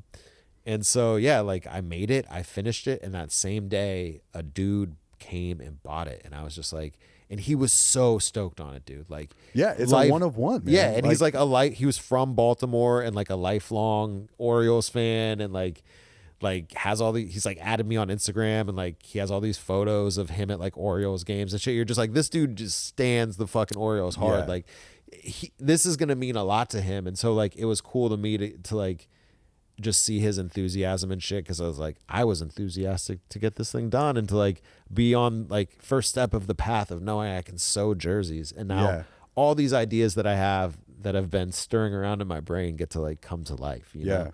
And you got like that experience that he maybe gets at Baltimore games when you wore this jersey to the Winter Classic. That was crazy. You got so many people just like, where'd you get that? Like, how do I get one? Or like, I saw you on Reddit, or let me get a picture with you. Like, I saw you on Twitter. Like, I posted this jersey the day before the Winter Classic on Reddit, and like my homie who I know, like friend of a friend, I also posted on Instagram, and I guess he has like a little bit of like a like hockey shit posting Twitter that has like 4,000 followers or some shit, but he posted it too there, and it kind of went like took off on Twitter there, but basically like by the next day it had like, you know, 200,000 views or whatever. So like people who were at the game had already seen it, and it was already like kind of like going around like the hockey jersey and also just like general hockey like Twitter world or whatever,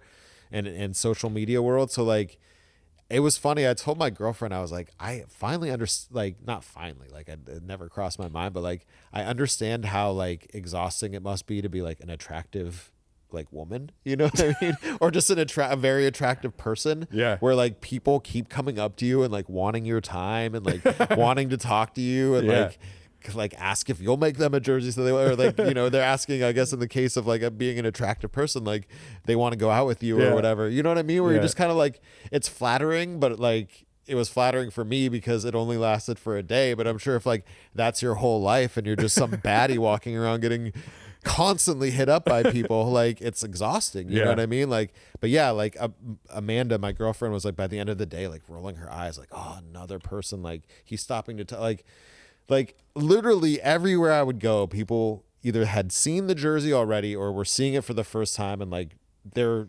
clearly Mariners fans and or Kraken fan. They're at the outdoor classic, which is at the ballpark where the Mariners play, but now the Kraken are playing hockey there for an outdoor game, and everyone's super buttered. It's the New Year's Day hockey game at, you know, in Seattle at T-Mobile Park. So yeah, like literally everywhere I went, people were stopping me, and it was wild. Like I felt like a minor celebrity for the day. It was a little exhausting by the end of the day. Like I was just like, holy shit. And so then I knew like, all right, this is the first serious jersey I've made. This is like the actual jersey I wanted to make. The Orioles thing was basically like a practice jersey. It was cool that people liked it, but whatever. But this is like the jersey I set out to make. This was like my thing that I was envisioning and excited to make. And I had stripped the Buffalo jersey and done the whole thing and got everything, and it just fucking went off without a hitch. And then I was like, okay, cool. Like, so this can be a thing. Like this can, you know, I can't mass produce this jersey without getting like sued by the Kraken and the Mariners, and rightfully so. But hopefully if they saw this jersey, they would appreciate like this dude isn't trying to sell them and make money off them. He's a fan that's basically making fan art. Now at some point, if I auction this jersey off on eBay or whatever, like cool, whatever. It's a one of one piece of fan art that like I'm making money on, but I'm not mass producing this particular jersey. You know what I mean? Like, I have some other jerseys I'm working on right now. I'm working on like an Ichiro Suzuki Kraken Mariners mashup jersey, based on like early 2000s away gray uniform. And I'm super stoked on that. I'm going to, the Mariners produced like a promotional Ichiro jersey that had kanji, that had Ichiro and kanji instead of like English characters. And I just thought that would look super sick on a hockey jersey, especially since, a few years back, they did a Kyler Yamamoto jersey in kanji and like an Ethan Bear jersey in First Nations, like Cyrillic. Paying homage to those players, like cultural heritage and stuff like that. So I'm gonna do that Ichiro jersey. I'm working on that right now. That's on a gray MIC. Super stoked on that. And I'm working on a Blazer, like a Bill Walton tribute. That's like kind of going to be like a Blazers Grateful Dead maybe throw in some old school Winterhawks, like that P logo on the shoulders. I'm not really sure, but I'm working on that right now.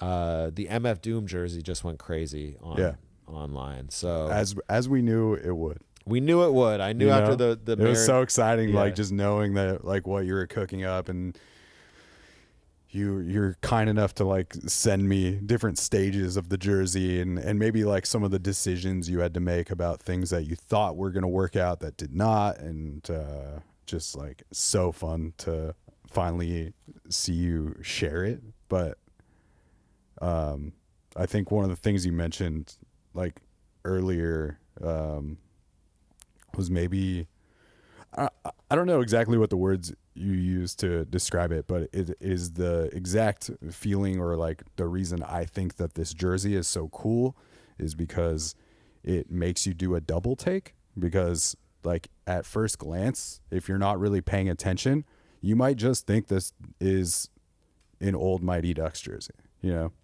because the mask it's different, but it's in a similar like spirit. You know, it's looking the same direction too. The patches, like, the circle patches on the shoulders are like, you know, very in line with the exact design. So I think that is one of the things that like I admire about it so much, is that it requires a double take. And when you do if it doesn't require the double take, or you figure it out quickly, like you are a music head. Yes. You know, and it's just this incredibly cool intersection between these like very things that are like very near to my heart, of just like being a music head and loving hockey as much as you do, and loving hockey jerseys so much. And it's like, it's beautiful. Like, thank you. Yeah. It's just so sick. And it was just like, to me, knowing what you had designed before you even got the pieces to make it, I was like, this is amazing. It's fun because it's like people love putting puzzles together, and like feeling that feeling of accomplishment and completion when they're finished with the puzzle. And the cool thing about this is like you're putting the puzzle together while you're building the puzzle, and then there are all these like challenges and puzzles within the puzzle that come up as you're making it, that lead to really cool things. So like with this MF Doom jersey, I couldn't just Google like, what is MF Doom's favorite number? You know what I mean? Yeah. So I had to like use my fandom and like what I knew about him already, and like being a fan of his lyrics and sort of his like, what's the word I'm looking for? Like the mythology of his character. Yeah. And then be like, okay, so what do I think MF Doom's favorite number might have been? So like I settled on 33 because the album King Ghidorah, he starts by saying 3-3, and then there are all these allusions to like the three-headed monster and all of this other stuff. And then he was a New York Knicks fan, so there's a bunch of photos of him wearing Patrick Ewing jerseys, which were 33. And he got MC on wax, so it's like 33 and a third RPMs and all this other stuff. So I started thinking like, damn, like maybe Doom's favorite number was 33. And I found this interview with him talking about like the numerology of 3, especially in that King Ghidorah album. So I'm like, oh fuck, dude, like I'm gonna go with 33. So I had this puzzle of like trying to figure out what number to go with, right? And then this jersey wasn't a jersey I stripped. It was an athletic knit jersey, one of their pro stock jerseys, blank, right? Which like, if you want to order, you have to order like a whole team's worth. But I found like a sample on Sideline Swap, like blah, blah, blah, right? So you have this puzzle of finding the right jersey. Yeah.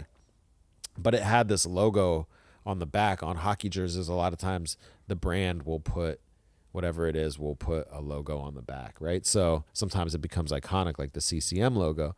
This athletic knit logo is oval shaped, and it's like red, white, and blue, and it just really it just was a not good contrast, I felt, to the colors of this jersey. So I take my VLR, my harsh chemical, and my acetone and my goof off, and I'm just scrubbing this jersey because although I was able to get the patch up, there was so much glue, dude. It was like embedded into the fabric of the jersey, right? And so I scrubbed so much that actually like you could see the scrub marks just right? So I'm like, fuck, now I have to put something there. So what I'm going to do, how am I going to figure this out? This becomes another puzzle, right? And then it's like the CCM logo, but it's spelling out doom. So now I'm going on the computer and I'm designing it to make the letters look the same. And this is a custom font. So now you're modifying existing fonts and it becomes another puzzle. But then now I have this patch that looks like a CCM patch, but it spells out doom. And it's right where the CCM patch would be on a CCM jersey. And it's this little detail that wouldn't have happened if this, I guess in a way, accident of like scrubbing the shit out of the jersey to get this patch off, this athletic Nick patch off. That wouldn't have had the MF Doom patch that's there, that is now one of my favorite parts of this jersey, wouldn't have been there if that issue wouldn't have come up. So it's like, again, this puzzle unfolding of like, in a way, you kind of diminish the jersey by scrubbing that patch off so much. So now you have to find a way to make the jersey better. How do you make that like a strength instead of like a mistake? Yeah, well, it's like it just forces different creativity, which it ends up usually being a good thing. Yep, exactly. You know? Like that's what happened there. Exactly. Seems like. So like I wanted to put an MF where the Captain C was, but then when I did that and I sent you photos, so you know this, like it just looked too busy. So yeah, it's it like, took away from the main attraction for sure. So you got to be able, and of course, like in all creative pursuits, it's not just jersey making, but you've got to be able to like ride with changes and mistakes. Yeah. Have a vision, but be willing to like be malleable in your vision because you know when you trust your creative instincts, like it doesn't have to be this linear thing where it's like, I saw it this way, so that's the, sometimes it's cool when that happens, but like other times you're like, fuck, dude, I gotta be malleable in this. I have to be willing to like change things. You know what you're willing to compromise and you know what you're not willing to compromise. Like that's important. Yeah. And I think if you're editing in some way, I think that maybe like proves experience and maturity. Yes. To not just be like, well, I got these MF patches and I wanted them on, that area where the Captain C would be. Right. So I'm going to put them. It's like, no, you have enough experience and you have like a good enough eye to be like, yeah, I don't need this. Like, it's good I had it, but it's good to have options. But we don't need every option. To be able to like see that, or it's just like recording music and you throw, 10 synth lines or like a bunch of layers of instrumentation. You strip things away sometimes to serve the song. And like in this case, serving the jersey. Yes. It did not serve the jersey to put those on there. Exactly. That's a good analogy. Like by leaving more space, you make the things that are there more impactful. Yeah. We're running out of time here, but I do perfect. By leaving more space, we're running out of time. We're running out of time. I don't know, man. You spent a lot of time on art and design and making music, and like you've done that with, I would say, a majority of your life. Definitely my adult life for sure. Yeah. So does it make sense to you? Like just hearing I don't think I've ever gotten to go this far into detail as far as having this really intentional conversation about, like, I know about your passion for design and art, but like really getting to hear you nerd out is pretty, it puts a smile on my face. But does it make sense to you, this passion that you have for this thing? Not to say that you don't have passion for rapping or anything else that you've ever done, but does it make sense to you, like, why this seems to be this thing that is getting maybe more attention than anything that you've done before in some ways? Like, it does make sense to me, because the music that I make is not pop music. You know what I mean? Like, and I love pop music, so like I'm not shitting on pop music, but like when you make something that is specialized or obscure enough that only a sub segment of the population is going to enjoy it. Yeah.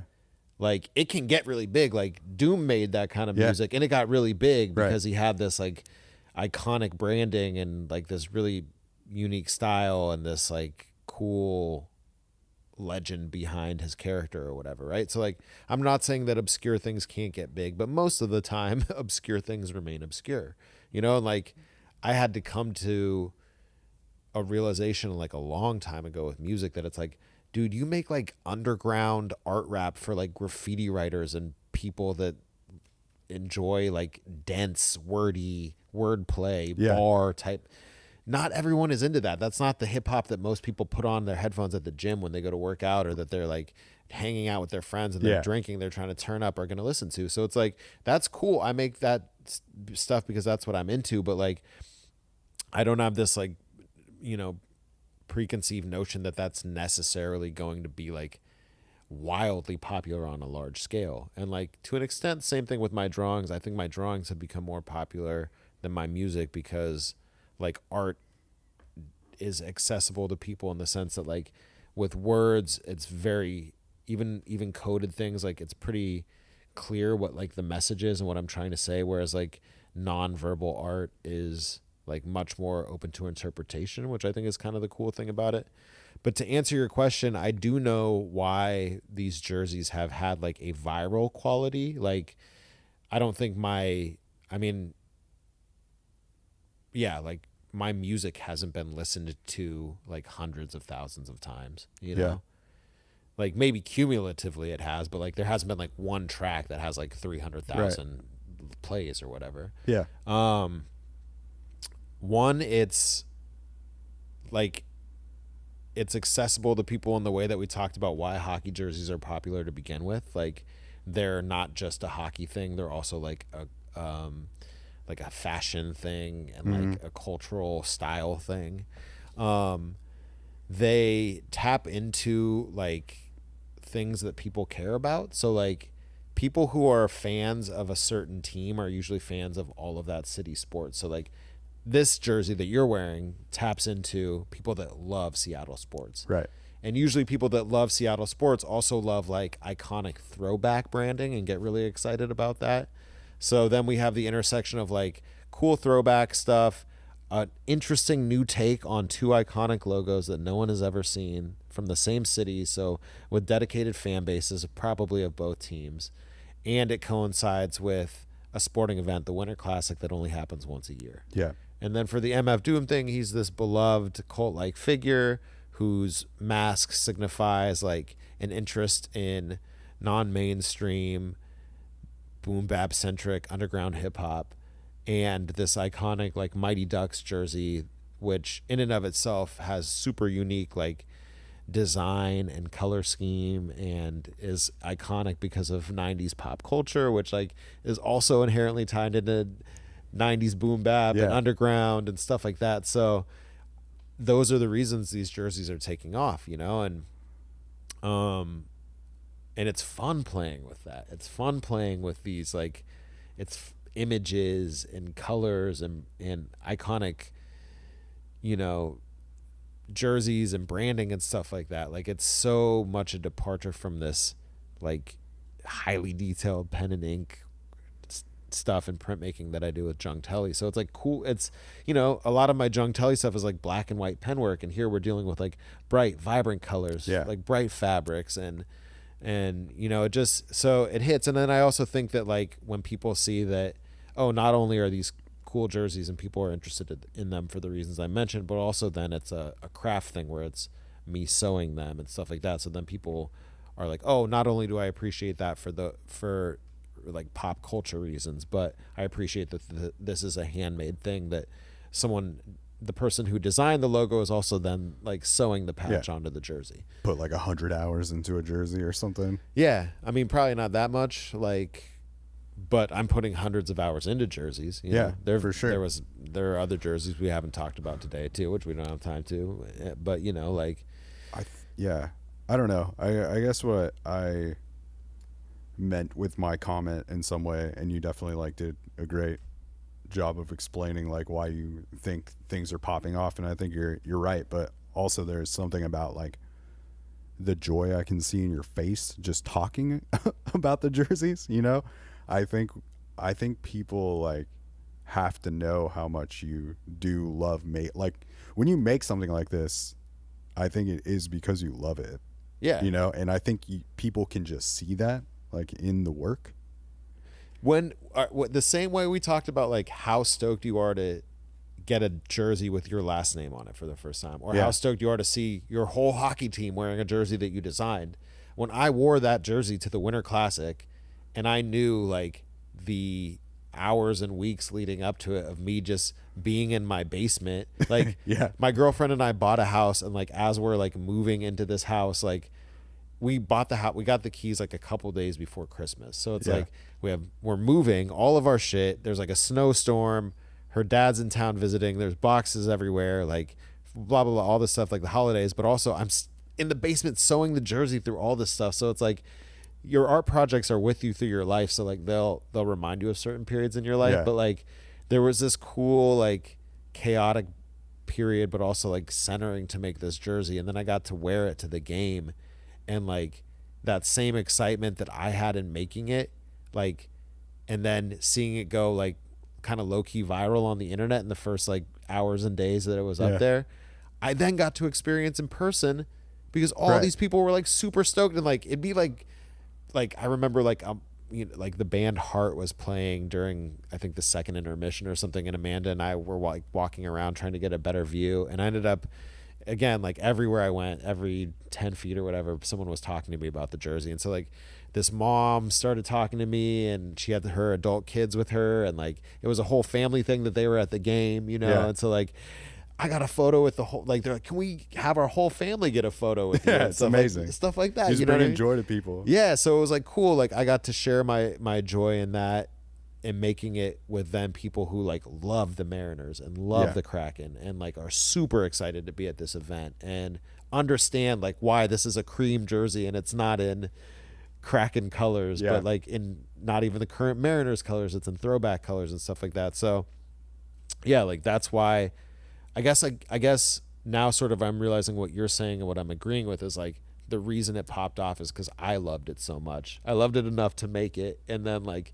people can tell I love it and they love it too, you know? Yeah. I mean, it's you know, we're doing very different things, and mine doesn't require the work that you are, but don't sell yourself short here, Dan. I just meant that you and I recently talked about this of like my Tuna Boy stuff. Yes. And I feel like people like that. Like I know why a general audience likes that, and I know it's because they know I'm just like leaning into being my goofy, like fun, you know. It's just different.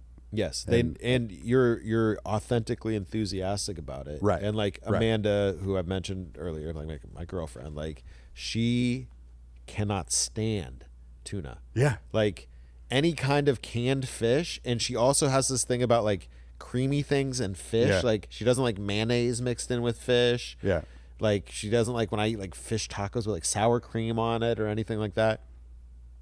I'm kind of like, you know, whatever on tuna. I like tuna sandwiches, but she loves sandwiches. Yeah. But she loves Tuna Boy, even though she does not like tuna and like is kind of disgusted by tuna and by like when you get which like, I love. Yeah, like she's just like, but like she loves Tuna Boy because she loves like your enthusiasm and the series and the concept behind it and the fun of it. Right. And she's loves sandwiches too, so she loves all these delis and everything you're reviewing too for other sandwiches that, you know, she might enjoy more. Might go check out those. Yeah, exactly. So yeah, totally, man. Like I think I kind of hear what you're saying there, which is like you're doing something you love that you didn't even really expect to get like a buzz or whatever.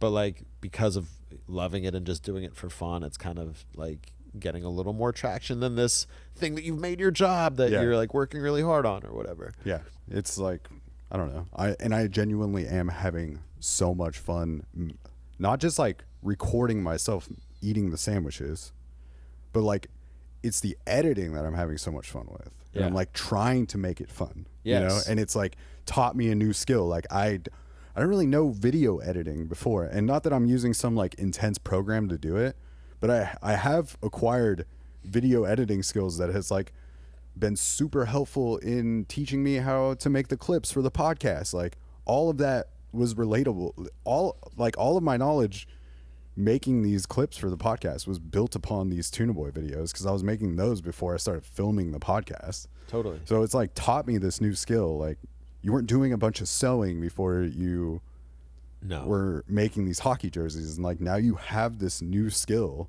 Dude, I thought I couldn't sew. I had to take home economics in the 8th grade, and I had the shittiest pillow of anyone in the class. Yeah, I didn't think I could edit video or like take on that burden of the thing, but it's like something when you have like that vision, like you were saying, it's like, well, I have to see this. It's like when I say the sandwich is a knockout, I have to know what it looks like when I put a clip of Mike Tyson's Punch Out, you know, in the tuna video, you know, because that's like hitting on different forms of pop culture again, like through this stupid tuna video. Yeah, for sure.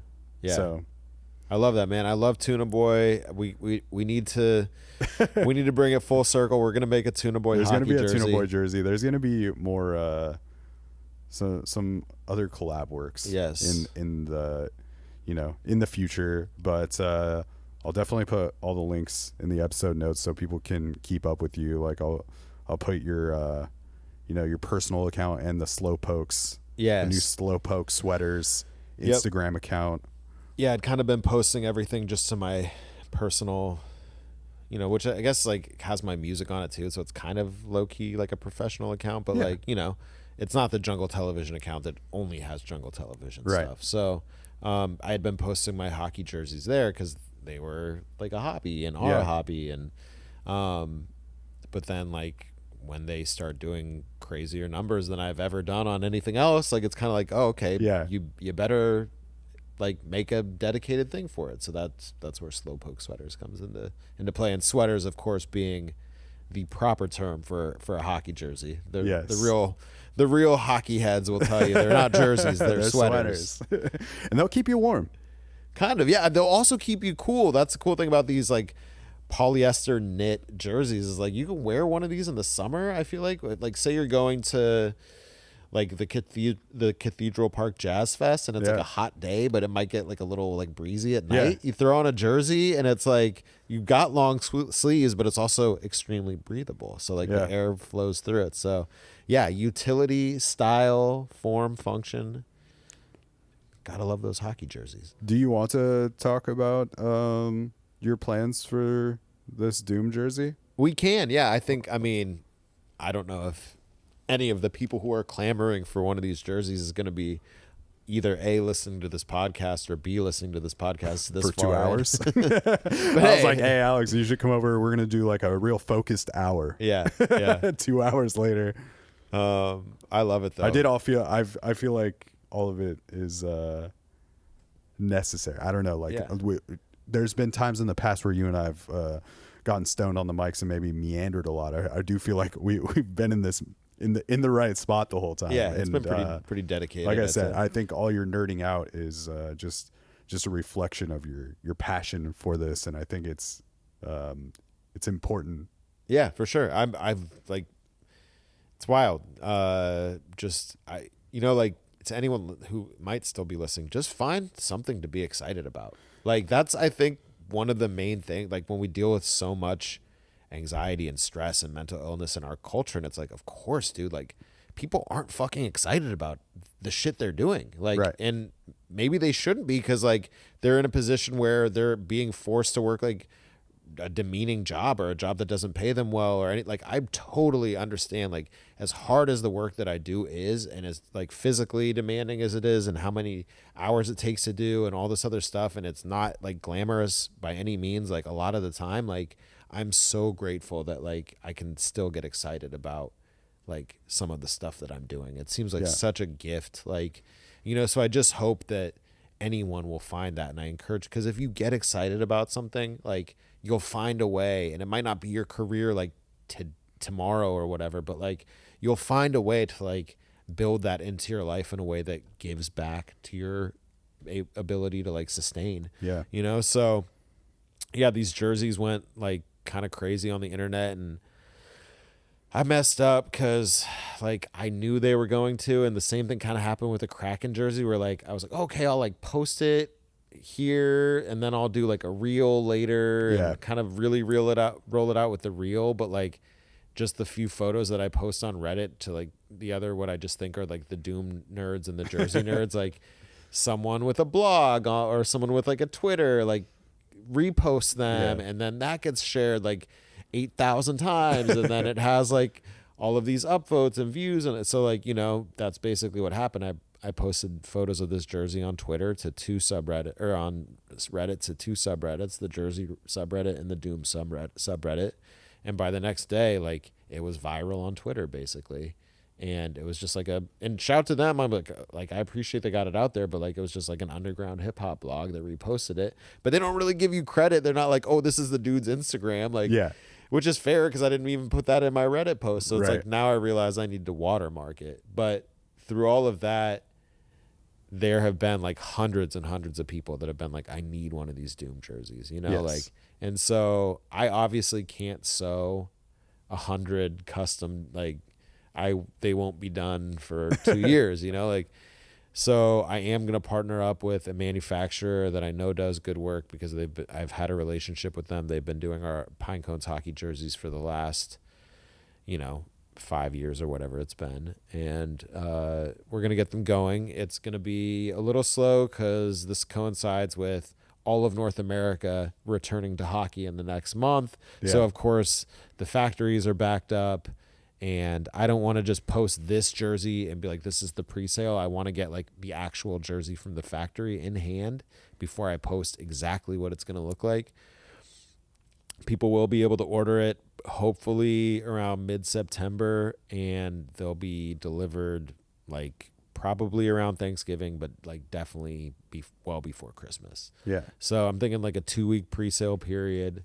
And I'm going to be teaming up with Cup Check, this brand that you and I are launching together, as hockey themed lifestyle and streetwear brand. Probably see me wearing the Wayne Gretzky shirt if you tune into these regularly. I wear that shirt pretty regularly, so that's part of that. Yep, kind of like one of the prototype designs, but you and I have been brainstorming a bunch of different designs, and I've actually thought of a new one, which I'll tell you when we get done here. But you don't want to talk for another 2 hours on the I can't give out all the secrets quite yet. But yeah, we've been working on rolling this brand out that we'll be rolling out in September for our first kind of like season of drops, and this MF Doom is going to be part of them. So without getting in the weeds too much, all of the one-of-one custom jerseys are going to live at Slowpoke Sweaters, and any like drops that I do of these customs will be collaborations with Cup Check, which is you and I, our hockey lifestyle brand. It's going to be mostly t-shirts, hoodies, stuff like that, but kind of like a streetwear, hip-hop meets hockey vibe, nod to like vintage classic hockey iconography and branding, and just having fun with it, man. Absolutely. Yeah. Cool, man. I'll put all the links in the episode notes. Sounds great. People can keep up with you. And come out to a Pine Cones game. Yeah, come to a Cones game. Come watch us lose 9-3 at 11 o'clock on a Saturday night in Beaverton. I would encourage you to check out Alex's music too. It's under the name Dusty Fox, and I'll play us out with some of your music to play the episode out. Appreciate you, man. We talked a lot of Seattle. I feel like maybe 96 Supersonics would be a fun song to play it out. Oh, yeah. That's some real rapidy rap shit. Some real rapidy rap shit. That's not even really the style I really like to rap in. But, well, we can, play it out with whatever you want, No, play it. You know what I really like that's a hockey-themed verse? Yeah. And I can send it to you, is one of the Foxtradamus Fridays I did on a Sherbert track. It's Bone Contusion Freestyle. Well, if you can find it, send it to me and I'll play that. Yeah, I got a bone contusion blocking a shot of a slap shot. And that's on the internet, right? Yeah, I'll send it to you. I'll bootleg the Bone Contusion Freestyle about blocking hockey shots and not making money. All right, I'll play it over that. Lovely. I'll bootleg that. Yeah, man. Thanks again. I really appreciate your friendship. Oh, thanks, Dan. Like it's long running, like nearly a decade of hanging with you. And like I said at the top, it's important for me to have people around me like you that are inspiring. And like you were saying, like I also think it's important to find something you love to do, like even if it's not your full-time gig. Yeah. Like I think this whole thing is about not letting life like dim your inner light. Yeah. And I think like creating things, even in stupid things like tuna sandwich videos, brings me joy. And it's just really inspiring to me to see how sustainable your art has become in as far as feeding you, man. Like it's really cool. Thanks, to man. see. And I just I appreciate you very much. Thank you, brother. I appreciate you too. You know, I told Amanda yesterday we were going to do this, and she was like, she's like, out of all your friends, like, I just really like Dan Cable. Like, whenever you bring him up, I just get a good feeling. Like, Dan's such a good guy. And, you know, like, it really is true. Like, you really show up for people and support people. And, you know, like, you don't ask for anything in return. And you're just very genuine with your love and support of your community, which, like, it's cool. Like, we need curators in our community. We need people who like connect people and build bridges, like, and not to take anything away from like the art that you make in and of your own right, but like, you're also just one of those people that like totally connects people and helps people who are like really, really focused on their art, like maybe see like the business side outside of it, or say like ask the right questions and be like, have you thought about doing it this way? You know, and like, for people who have tunnel vision on whatever it is they're making at that period of time, like sometimes those questions can like just change the way they see everything, you know? So I appreciate you and am very grateful for you, you know? Thanks, man. Yeah. That's very kind of you to say. And yeah, I love Amanda. So that's very nice of that she says She that doesn't as well. say that about everyone. But trust also, me. yeah. And I don't know, man. I just like also feel like you're a dude that would show up for me in a time of need. And I think that you I'd bail you have, out of or jail. like I've, I don't know, just someone I can talk to about serious life issues and things like that as well. So it's like not just that I think that you make cool shit. It's like, Thanks. I mean, that's part of it. Appreciate you. But it's you know, in all of that you said, it's just cool to get to be a part of all this. Like it does give a lot back to me. Yeah. And I feel lucky like, all the time, dude. Like, it's crazy to me that you even consult me while you're like either rolling this jersey out or while you're putting it together, and you're like, do you think this MF like pulls away from the thing, or like, you know, just like any of that, like being a part of the conversation, or like meeting up to talk about things that's exciting and inspiring to me, and just so grateful to be invited into those spaces. Oh, it's sick, man. Cause like when you have friends that share the same passions as you, like you and Teely and a few other people that I play hockey with are like the people that are going to get like what I'm going for here with the jersey. Cause you love jersey, you love hockey, you love music, you love all this stuff. So it's like, okay, you're my target market of the kind of people who like I'm making this shit for, you know what I mean? So it's like, of course I'm going to be like, yo, what do you guys think of this? Like, you see what I'm going for here. And then when I see you guys like just absolutely losing your minds over it, I'm like, okay, we're onto something here. Like my boys, and not just boys, but my friends who I respect that love the same things that I love, that we literally do the same activities together, are into this. And so it's not just me being into this, where like we're juicing each other up, which is amazing. That's what we need in like creative community. Yeah. And like I, especially as, you know, and this, we could again talk about this for so long, but like, Oh, we have.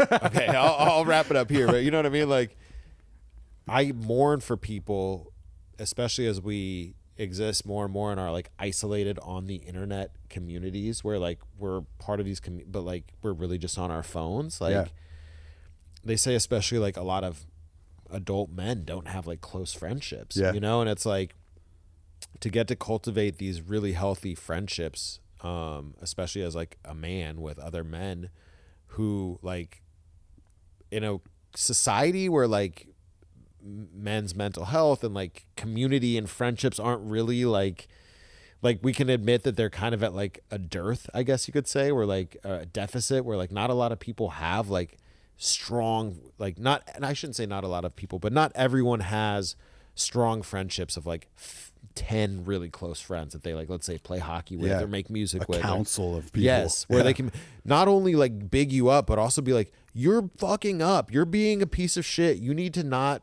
do whatever it is you're doing that's like, you know, whether it's on the ice and you're wilding out and getting in fights with people or like whatever, just not living like up to your full potential, right? Like it's so important to have that community. So it's like, damn, it's so cool when you find that and then you get to cultivate it and you get to play hockey and you get to have fun with your friends and you get to go to their shows and all of this stuff. And it's like, damn, like this is cool. Like life isn't all just listening to Trump on the news and fucking working shitty jobs. Dude. Like life can be cool. Yeah. Like, play some fucking hockey and have fun. Absolutely. Yeah. And I just love walking around with like a Cones hoodie and someone being like, hey, that's sick. And I'm just like, yeah, my friend made this. Yeah, this is You our know? hockey team. This is this is a piece of art I am like very closely connected to. You're literally a part of it. You're riding for the team, you know? Yeah. And there's also just like something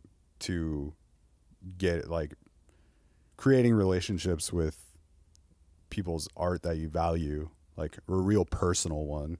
Yes. It definitely like I think can change things in a really positive way too. Right. So you might love like Jeremy Fish as a t-shirt designer, but you don't actually know him. Whereas with someone that you know, you're like, oh, I was actually playing in the game that we lost last weekend, and now I'm wearing the shirt of the team. You know, what I mean? I can't wait to like see a very random person out in the world wearing one of these MF Doom jerseys. That'll be sick. And just being like going up to him, and showing him maybe a photo of it, not complete, and like, yeah, I know where this jersey came from. Yeah, but yeah, man, beautiful to spend some time with you on the mics. It's yeah.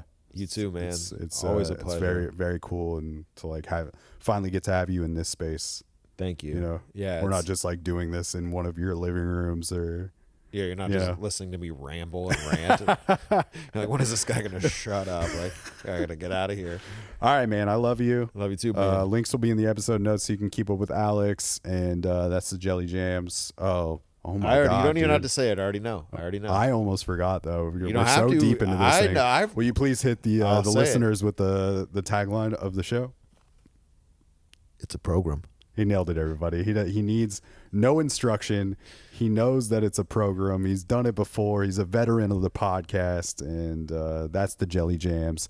And we will catch you on the flip side, Portland, or wherever you are listening from. Yeah. We did it.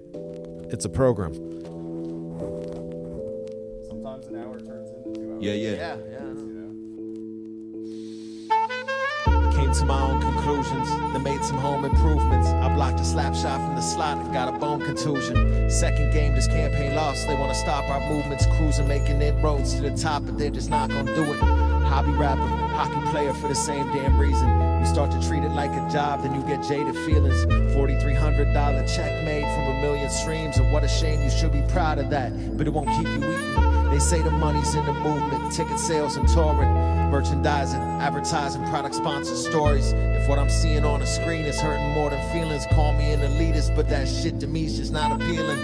Fake flexing, breakneck in the next record, alchemy transforming pretenders, becoming trendsetters.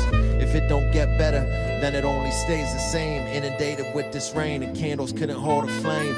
Lost lighting, lost titles, lost friends. I lost reasons to give a fuck and not a lot's changed. Stop believing in agreements over IOUs. The desperation found in broken promises and missing truths. When trust has been abused, they'll muster up some dead excuse and try to just convince you it's a lie from lies they've yet to use. Owe my life to this penmanship, how in debt are you? You're chasing clout before the hours spent up in a rented room. Traded time for lows and highs, confined in padded boots, been going out my